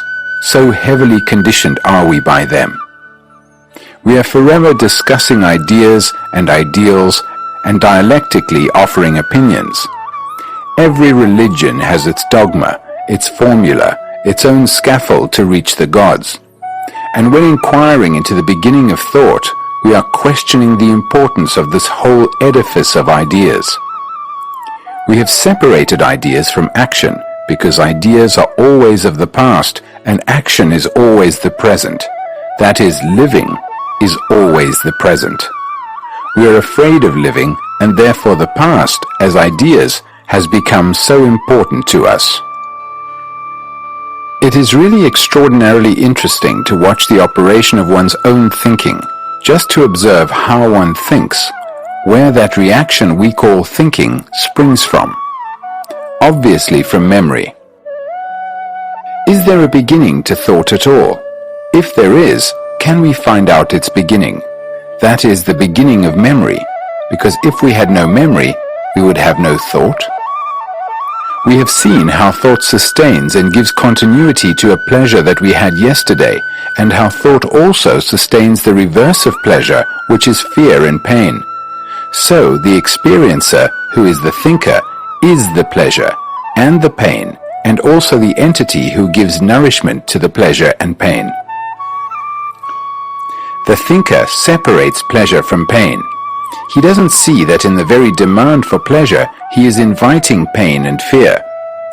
Thought in human relationships is always demanding pleasure, which it covers by different words like loyalty, helping, giving, sustaining, serving. I wonder why we want to serve. The petrol station offers good service. What do those words mean? To help, to give, to serve. What is it all about? Does a flower full of beauty, light and loveliness say, I am giving, helping, serving? It is. And because it is not trying to do anything, it covers the earth. Thought is so cunning, so clever, that it distorts everything for its own convenience. Thought, in its demand for pleasure, brings its own bondage. Thought is the breeder of duality in all our relationships. There is violence in us, which gives us pleasure, but there is also the desire for peace, the desire to be kind and gentle. This is what is going on all the time in our lives. Thought not only breeds this duality in us, this contradiction, but it also accumulates the innumerable memories we have had of pleasure and pain, and from these memories it is reborn. So thought is the past. Thought is always old, as I have already said. As every challenge is met in terms of the past, a challenge being always new, our meeting of the challenge will always be totally inadequate. Hence contradiction, conflict, and all the misery and sorrow we are heir to. Our little brain is in conflict whatever it does, whether it aspires, imitates, conforms, suppresses, sublimates, takes drugs to expand itself. Whatever it does, it is in a state of conflict and will produce conflict. Those who think a great deal are very materialistic because thought is matter. Thought is matter as much as the floor, the wall, the telephone are matter. Energy functioning in a pattern becomes matter. There is energy and there is matter. That is all life is. We may think thought is not matter, but it is. Thought is matter as an ideology. Where there is energy, it becomes matter. Matter and thought are interrelated. The one cannot exist without the other, and the more harmony there is between the two, the more balance, the more active the brain cells are. Thought has set up this pattern of pleasure, pain, fear, and has been functioning inside it for thousands of years and cannot break the pattern because it has created it. A new fact cannot be seen by thought. It can be understood later by thought, verbally, but the understanding of a new fact is not reality to thought. Thought can never solve any psychological problem, however clever, however cunning, however erudite. Whether the structure thought creates through science, through an electronic brain, through compulsion or necessity, thought is never new, and therefore it can never answer any tremendous question. The old brain cannot solve the enormous problem of living. Thought is crooked because it can invent anything and see things that are not there. It can perform the most extraordinary tricks, and therefore it cannot be depended upon. But if you understand the whole structure of how you think, why you think, the words you use, the way you behave in your daily life, the way you talk to people, the way you treat people, the way you walk, the way you eat, if you are aware of all these things, then your mind will not deceive you. Then there is nothing to be deceived. The mind then is not something that demands, that subjugates. It becomes extraordinarily quiet, pliable, sensitive, alone. And in that state, there is no deception whatsoever. Have you ever noticed that when you are in a state of complete attention, the observer, the thinker, the center, the me, comes to an end? In that state of attention, thought begins to wither away. If one wants to see a thing very clearly, one's mind must be very quiet. Without all the prejudices, the chattering, the dialogue, the images, the pictures, all that must be put aside to look. And it is only in silence that you can observe the beginning of thought, not when you are searching, asking questions, waiting for a reply.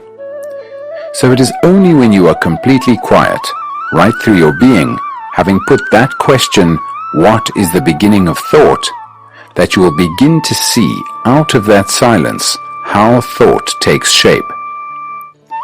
If there is an awareness of how thought begins, then there is no need to control thought. We spend a great deal of time and waste a great deal of energy all through our lives, not only at school trying to control our thoughts. This is a good thought, I must think about it a lot. This is an ugly thought, I must suppress it. There is a battle going on all the time between one thought and another, one desire and another, one pleasure dominating all other pleasures. But if there is an awareness of the beginning of thought, then there is no contradiction in thought. Now when you hear a statement like, thought is always old, or time is sorrow, thought begins to translate it and interpret it.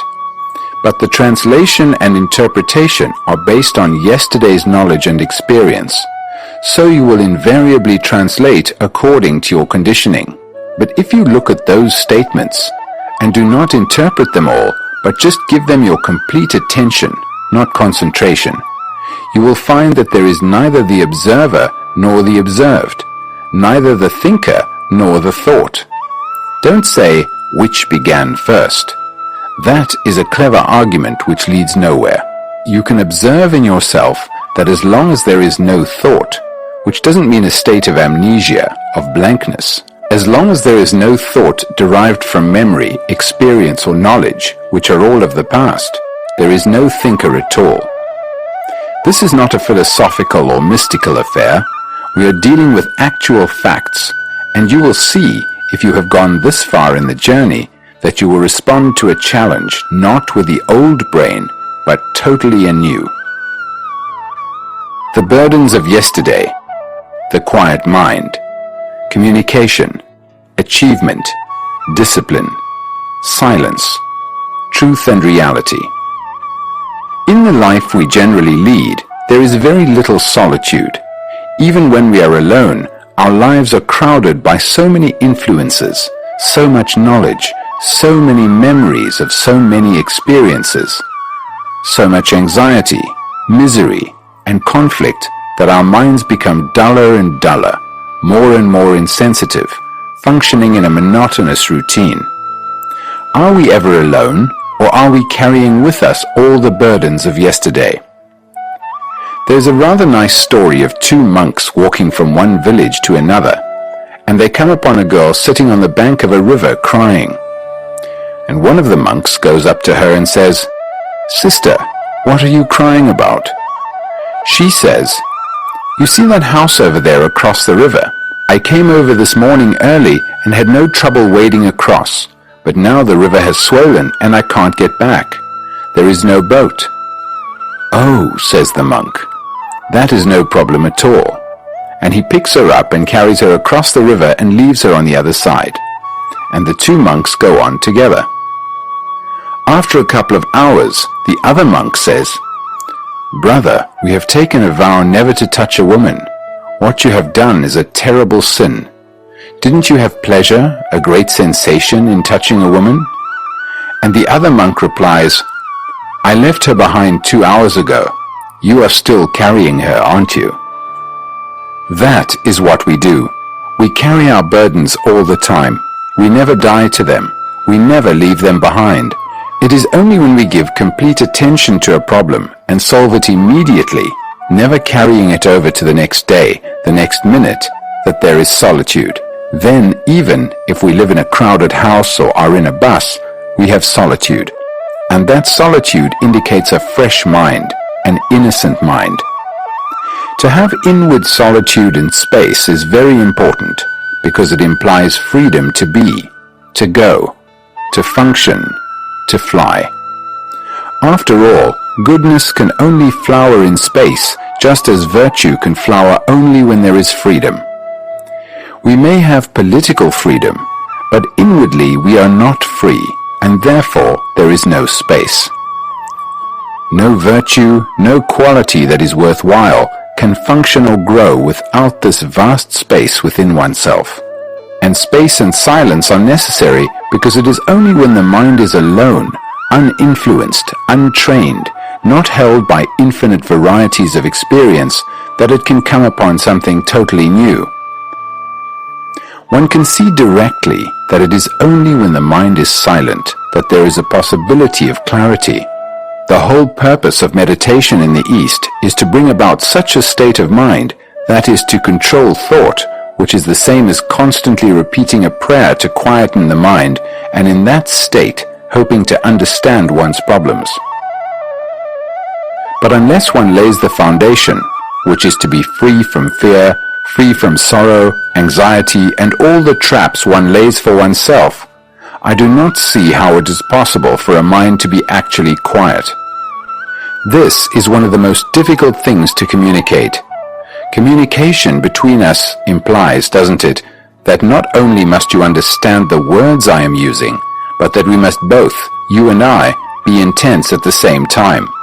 Not a moment later or a moment sooner, and capable of meeting each other on the same level. And such communication is not possible when you're interpreting what you are reading according to your own knowledge, pleasure, or opinions, or when you are making a tremendous effort to comprehend. It seems to me that one of the greatest stumbling blocks in life is this constant struggle to reach, to achieve, to acquire. We are trained from childhood to acquire and to achieve.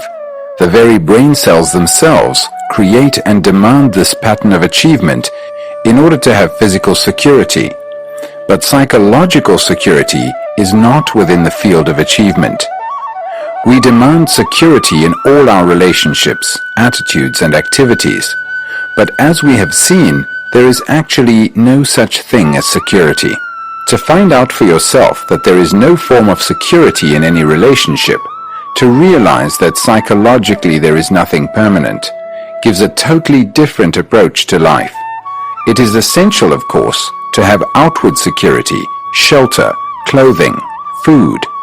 But that outward security is destroyed by the demand for psychological security. Space and silence are necessary to go beyond the limitations of consciousness. But how can a mind which is so endlessly active in its self-interest be quiet? One can discipline it, control it, shape it, but such torture does not make the mind quiet. Obviously, the mere pursuit of the ideal of having a quiet mind is valueless, because the more you force it, the more narrow and stagnant it becomes. Control in any form, like suppression, produces only conflict.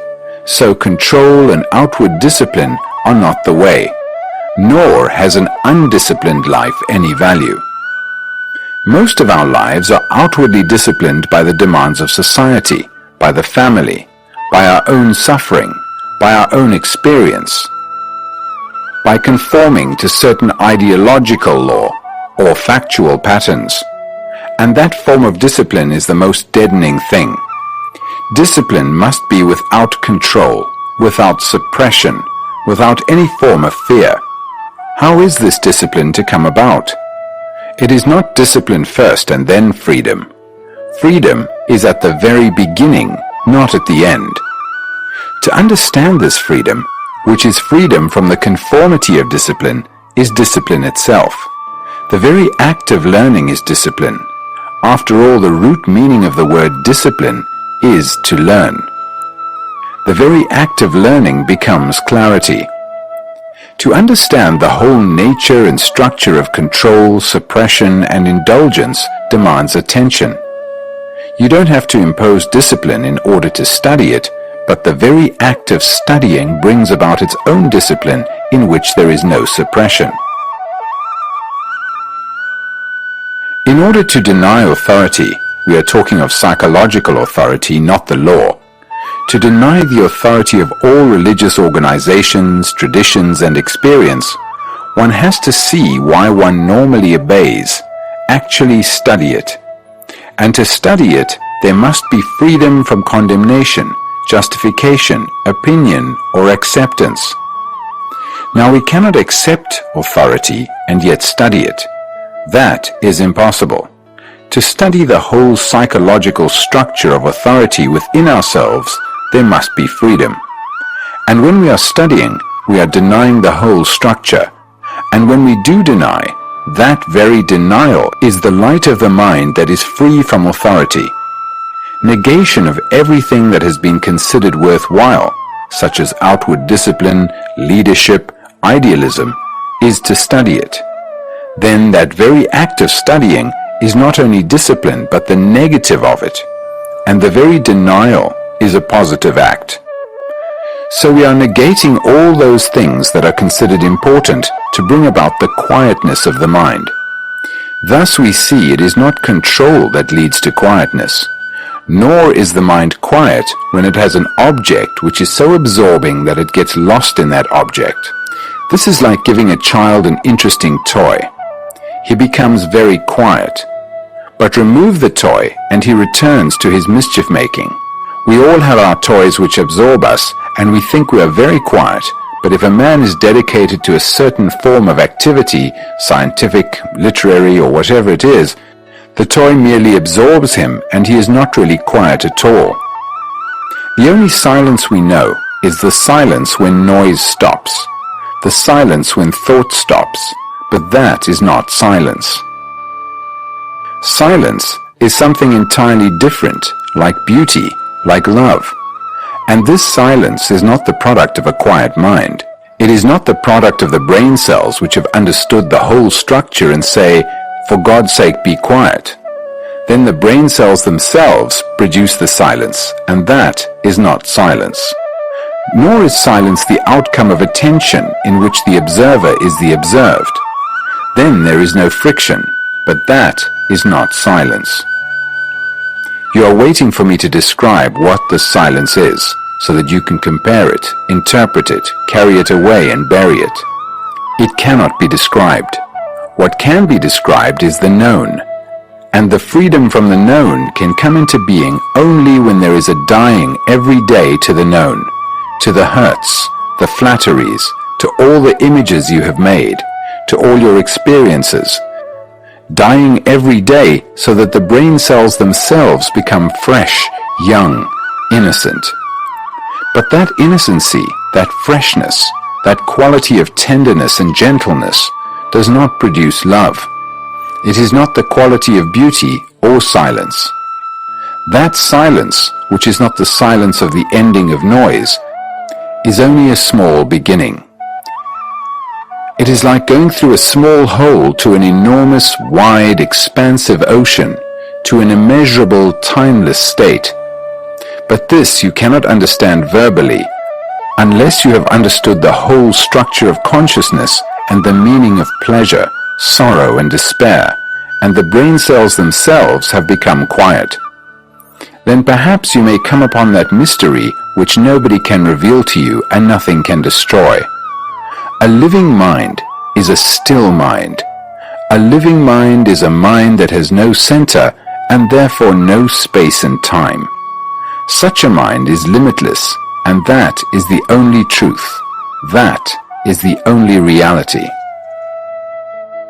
Experience, satisfaction, duality, meditation.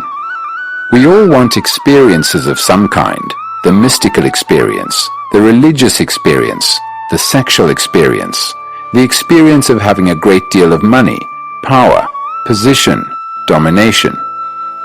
As we grow older, we may have finished with the demands of our physical appetites, but then we demand wider, deeper, and more significant experiences, and we try various means to obtain them, expanding our consciousness, for instance, which is quite an art, or taking various kinds of drugs. This is an old trick which has existed from time immemorial, chewing a piece of leaf or experimenting with the latest chemical to bring about a temporary alteration in the structure of the brain cells, a greater sensitivity and heightened perception which gives a semblance of reality. This demand for more and more experiences shows the inward poverty of man. We think that through experiences we can escape from ourselves, but these experiences are conditioned by what we are. If the mind is petty, jealous, anxious, it may take the very latest form of drug, but it will still see only its own little creation, its own little projections from its own conditioned background. Most of us demand completely satisfying, lasting experiences which cannot be destroyed by thought. So behind this demand for experience is the desire for satisfaction, and the demand for satisfaction dictates the experience.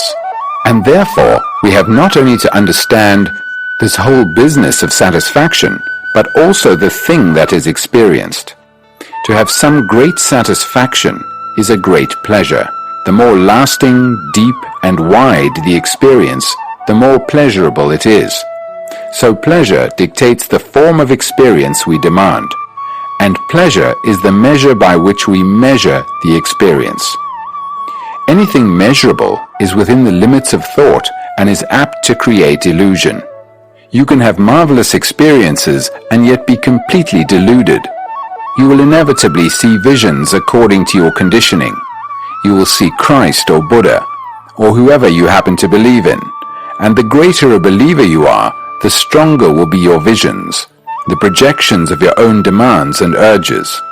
You will inevitably see visions according to your conditioning. You will see Christ or Buddha, or whoever you happen to believe in, and the greater a believer you are, the stronger will be your visions, the projections of your own demands and urges. So if in seeking something fundamental, such as what is truth, pleasure is the measure, you have already projected what that experience will be, and therefore it is no longer valid. What do we mean by experience? Is there anything new or original in experience? Experience is a bundle of memories responding to a challenge, and it can respond only according to its background. And the cleverer you are at interpreting the experience, the more it responds. So you have to question not only the experience of another, but your own experience. If you don't recognize an experience, it isn't an experience at all. Every experience has already been experienced, or you wouldn't recognize it. You recognize an experience as being good, bad, beautiful, holy, and so on, according to your conditioning. And therefore the recognition of an experience must inevitably be old. When we demand an experience of reality, as we all do, don't we? To experience it, we must know it, and the moment we recognize it, we have already projected it, and therefore it is not real, because it is still within the field of thought and time. If thought can think about reality, it cannot be reality. We cannot recognize a new experience. It is impossible. We recognize only something we have already known, and therefore, when we say we have had a new experience, it is not new at all. To seek further experience through expansion of consciousness, as is being done through various psychedelic drugs, is still within the field of consciousness, and therefore very limited. So we have discovered a fundamental truth, which is that a mind that is seeking, craving, for wider and deeper experience is a very shallow and dull mind because it lives always with its memories. Now, if we didn't have any experience at all, what would happen to us? We depend on experiences, on challenges to keep us awake. If there were no conflicts within ourselves, no changes, no disturbances, we would all be fast asleep. So challenges are necessary for most of us. We think that without them, our minds will become stupid and heavy, and therefore we depend on a challenge, an experience, to give us more excitement, more intensity, to make our minds sharper. But in fact, this dependence on challenges and experiences to keep us awake only makes our minds duller. It doesn't really keep us awake at all. So I ask myself, is it possible to keep awake totally, not peripherally at a few points of my being, but totally awake without any challenge or any experience? This implies a great sensitivity, both physical and psychological. It means I have to be free of all demands. For the moment I demand, I will experience. And to be free of demand and satisfaction necessitates investigation into myself and an understanding of the whole nature of demand. Demand is born out of duality. I am unhappy and I must be happy. In that very demand that I must be happy is unhappiness. When one makes an effort to be good, in that very goodness is its opposite, evil. Everything affirmed contains its own opposite, and effort to overcome strengthens that against which it strives. When you demand an experience of truth or reality, that very demand is born out of your discontent with what is, and therefore the demand creates the opposite, and in the opposite there is what has been. So one must be free of this incessant demand. Otherwise, there will be no end to the corridor of duality. This means knowing yourself so completely that the mind is no longer seeking. Such a mind does not demand experience.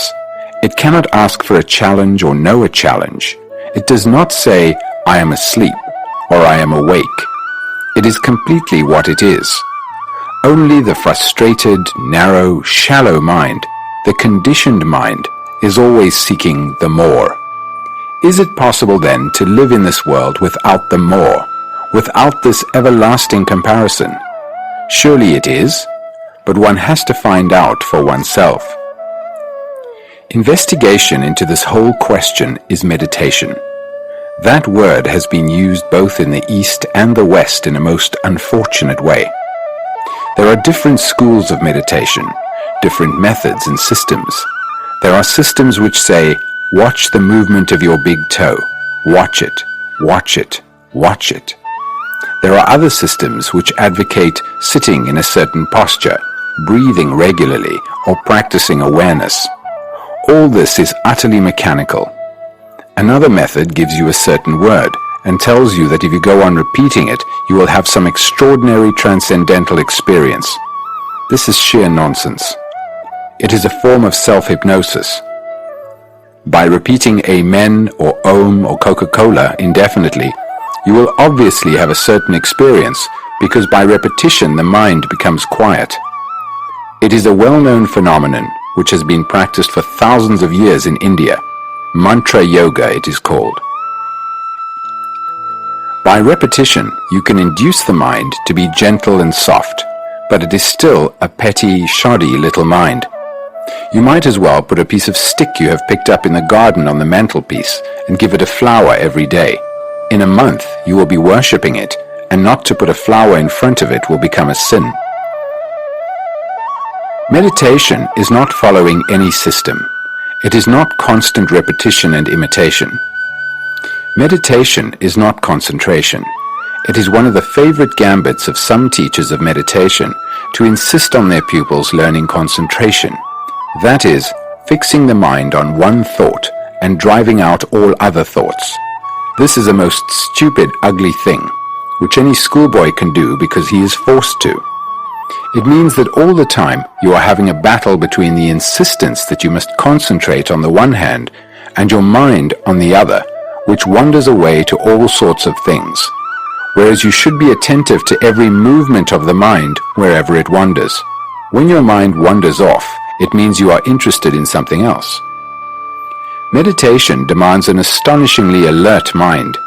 Meditation is the understanding of the totality of life in which every form of fragmentation has ceased. Meditation is not control of thought, for when thought is controlled, it breeds conflict in the mind. But when you understand the structure and origin of thought, which we have already been into, then thought will not interfere.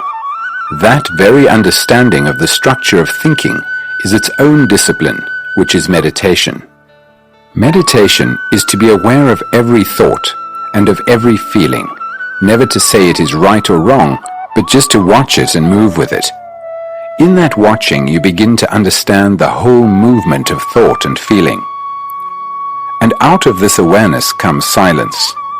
Silence put together by thought is stagnation, is dead. But the silence that comes when thought has understood its own beginning, the nature of itself, understood how all thought is never free but always old. This silence is meditation, in which the meditator is entirely absent, for the mind has emptied itself of the past. If you have read this book for a whole hour attentively, that is meditation. If you have merely taken away a few words and gathered a few ideas to think about later, then it is no longer meditation. Meditation is a state of mind which looks at everything with complete attention, totally, not just parts of it. And no one can teach you how to be attentive. If any system teaches you how to be attentive, then you are attentive to the system, and that is not attention. Meditation is one of the greatest arts in life, perhaps the greatest, and one cannot possibly learn it from anybody. That is the beauty of it. It has no technique, and therefore no authority. When you learn about yourself, watch the way you walk, how you eat, what you say, the gossip, the hate, the jealousy. If you are aware of all that in yourself, without any choice, that is part of meditation. So meditation can take place when you are sitting in a bus or walking in the woods full of light and shadows, or listening to the singing of birds, or looking at the face of your wife and child. In the understanding of meditation, there is love, and love is not the product of systems, of habits, of following a method. Love cannot be cultivated by thought. Love can perhaps come into being when there is complete silence, a silence in which the meditator is entirely absent, and the mind can be silent only when it understands its own movement as thought and feeling. To understand this movement of thought and feeling, there can be no condemnation in observing it. To observe in such a way is the discipline, And that kind of discipline is fluid, free, not the discipline of conformity. Total revolution, the religious mind, energy, passion. What we have been concerned with all through this book is the bringing about in ourselves, and therefore in our lives, of a total revolution that has nothing whatsoever to do with the structure of society as it is. Society as it is a horrifying thing with its endless wars of aggression, whether that aggression be defensive or offensive. What we need is something totally new, a revolution, a mutation in the psyche itself. The old brain cannot possibly solve the human problem of relationship. The old brain is Asiatic, European, American or African. So what we are asking ourselves is whether it is possible to bring about a mutation in the brain cells themselves. Let us ask ourselves again, now that we have come to understand ourselves better, is it possible for a human being living an ordinary everyday life in this brutal, violent, ruthless world, a world which is becoming more and more efficient and therefore more and more ruthless? Is it possible for him to bring about a revolution not only in his outward relationships, but in the whole field of his thinking, feeling, acting and reacting? Every day we see or read of appalling things happening in the world as the result of violence in man. You may say, I can't do anything about it, or how can I influence the world? I think you can tremendously influence the world if in yourself you are not violent, if you lead actually every day a peaceful life, a life which is not competitive, ambitious, envious, a life which does not create enmity. Small fires can become a blaze. We have reduced the world to its present state of chaos by our self-centered activity, by our prejudices, our hatreds, our nationalism. And when we say we cannot do anything about it, we are accepting disorder in ourselves as inevitable. We have splintered the world into fragments, and if we ourselves are broken, fragmented, our relationship with the world will also be broken. But if when we act totally, then our relationship with the world undergoes a tremendous revolution. After all, any movement which is worthwhile, any action which has deep significance, must begin with each one of us. I must change first. I must see what is the nature and structure of my relationship with the world, and in the very seeing is the doing. Therefore I, as a human being living in the world, bring about a different quality, and that quality, it seems to me, is the quality of a religious mind. The religious mind is something entirely different from the mind that believes in religion. You cannot be religious and yet be a Hindu, a Muslim, a Christian, a Buddhist. A religious mind does not seek at all. It cannot experiment with truth. Truth is not something dictated by your pleasure or pain, or by your conditioning as a Hindu or whatever religion you belong to. The religious mind is a state of mind in which there is no fear, and therefore no belief whatsoever, but only what is, what actually is. In the religious mind, there is that state of silence we have already examined, which is not produced by thought, but is the outcome of awareness, which is meditation when the meditator is entirely absent. In that silence, there is a state of energy in which there is no conflict. Energy is action and movement. All action is movement, and all action is energy. All desire is energy. All feeling is energy. All thought is energy. All living is energy. All life is energy. If that energy is allowed to flow without any contradiction, without any friction, without any conflict, then that energy is boundless, endless. When there is no friction, there are no frontiers to energy. It is friction which gives energy limitations. So, having once seen this, why is it that the human being always brings friction into energy? Why does he create friction in this movement we call life? Is pure energy, Energy without limitation, just an idea to him? Does it have no reality? We need energy not only to bring about a total revolution in ourselves, but also in order to investigate, to look, to act. And as long as there is friction of any kind in any of our relationships, whether between husband and wife, between man and man, between one community and another, or one country and another, or one ideology and another, if there is any inward friction or any outward conflict of any form, however subtle it may be, there is a waste of energy. As long as there is a time interval between the observer and the observed, it creates friction, and therefore there is a waste of energy. That energy is gathered to its highest point when the observer is the observed, in which there is no time interval at all. Then there will be energy without motive, and it will find its own channel of action because then the I does not exist. We need a tremendous amount of energy to understand the confusion in which we live, and the feeling I must understand brings about the vitality to find out. But finding out, searching, implies time, and as we have seen, gradually to uncondition the mind is not the way. Time is not the way. Whether we are old or young, it is now that the whole process of life can be brought into a different dimension. Seeking the opposite of what we are is not the way either, nor is the artificial discipline imposed by a system, a teacher, a philosopher or priest. All that is so very childish. When we realize this, we ask ourselves, is it possible to break through this heavy conditioning of centuries immediately and not enter into another conditioning? To be free so that the mind can be altogether new, sensitive, alive, aware, intense, capable. That is our problem. There is no other problem, because when the mind is made new, it can tackle any problem. That is the only question we have to ask ourselves. But we do not ask. We want to be told. One of the most curious things in the structure of our psyche is that we all want to be told because we are the result of the propaganda of 10,000 years. We want to have our thinking confirmed and corroborated by another.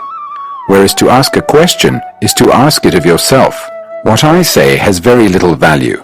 You will forget it the moment you shut this book, or you will remember and repeat certain phrases, or you will compare what you have read here with some other book, but you will not face your own life.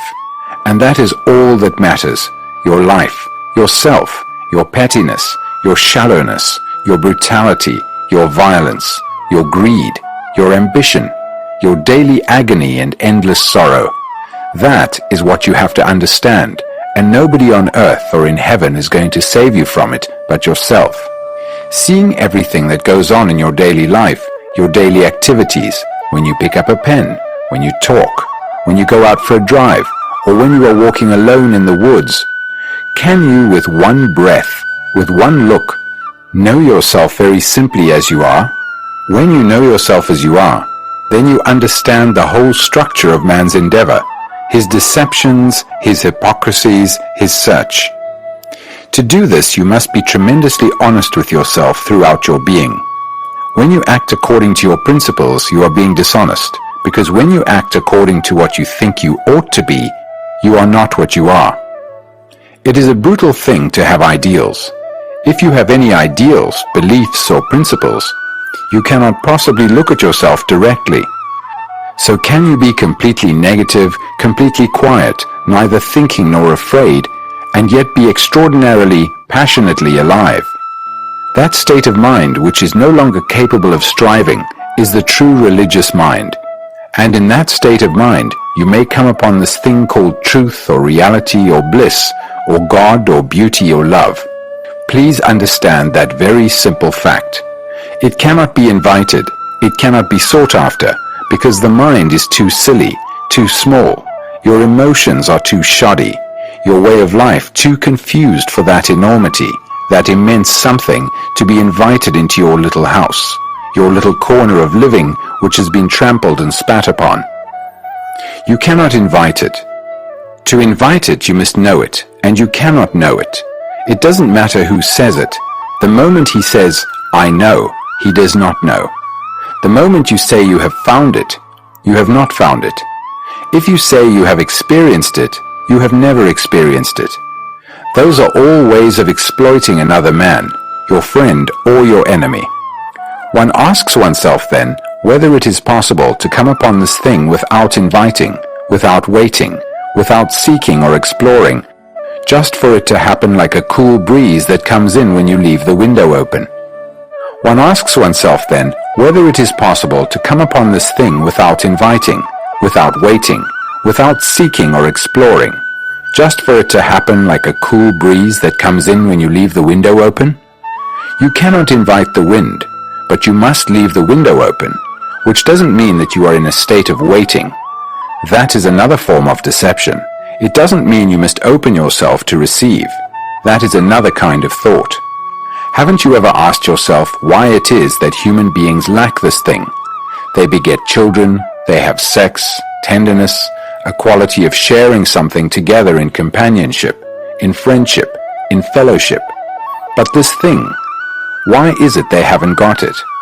Have you ever wondered lazily on occasion when you are walking by yourself in a filthy street, or sitting in a bus, or are on holiday by the seaside, or walking in a wood with a lot of birds, trees, streams, and wild animals?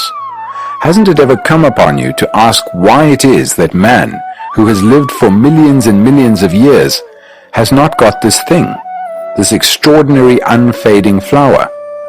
Why is it that you, as a human being, who are so capable, so clever, so cunning, so competitive, who have such marvelous technology, who go to the skies and under the earth and beneath the sea and invent extraordinary electronic brains, why is it you haven't got this one thing which matters? I don't know whether you have ever seriously faced this issue of why your heart is empty. What would your answer be if you put the question to yourself? Your direct answer without any equivocation or cunningness. Your answer would be in accordance with your intensity in asking the question and the urgency of it. But you are neither intense nor urgent, and that is because you haven't got energy. Energy being passion, and you cannot find any truth without passion. Passion with a fury behind it. Passion in which there is no hidden want. Passion is a rather frightening thing, because if you have passion, you don't know where it will take you. So is fear perhaps the reason why you have not got the energy of that passion to find out for yourself why this quality of love is missing in you, why there is not this flame in your heart? If you have examined your own mind and heart very closely, you will know why you haven't got it. If you are passionate in your discovery to find why you haven't got it, you will know it is there. Through complete negation alone, which is the highest form of passion, that thing which is love comes into being. Like humility, you cannot cultivate love. Humility comes into being when there is a total ending of conceit. A man who knows what it is to have humility is a vain man. In the same way, when you give your mind and your heart, your nerves, your eyes, your whole being to find out the way of life, to see what actually is and go beyond it, and deny completely, totally the life you live now, in that very denial of the ugly, the brutal, the other comes into being. And you will never know it either. A man who knows that he is silent, who knows that he loves, does not know what love is or what silence is.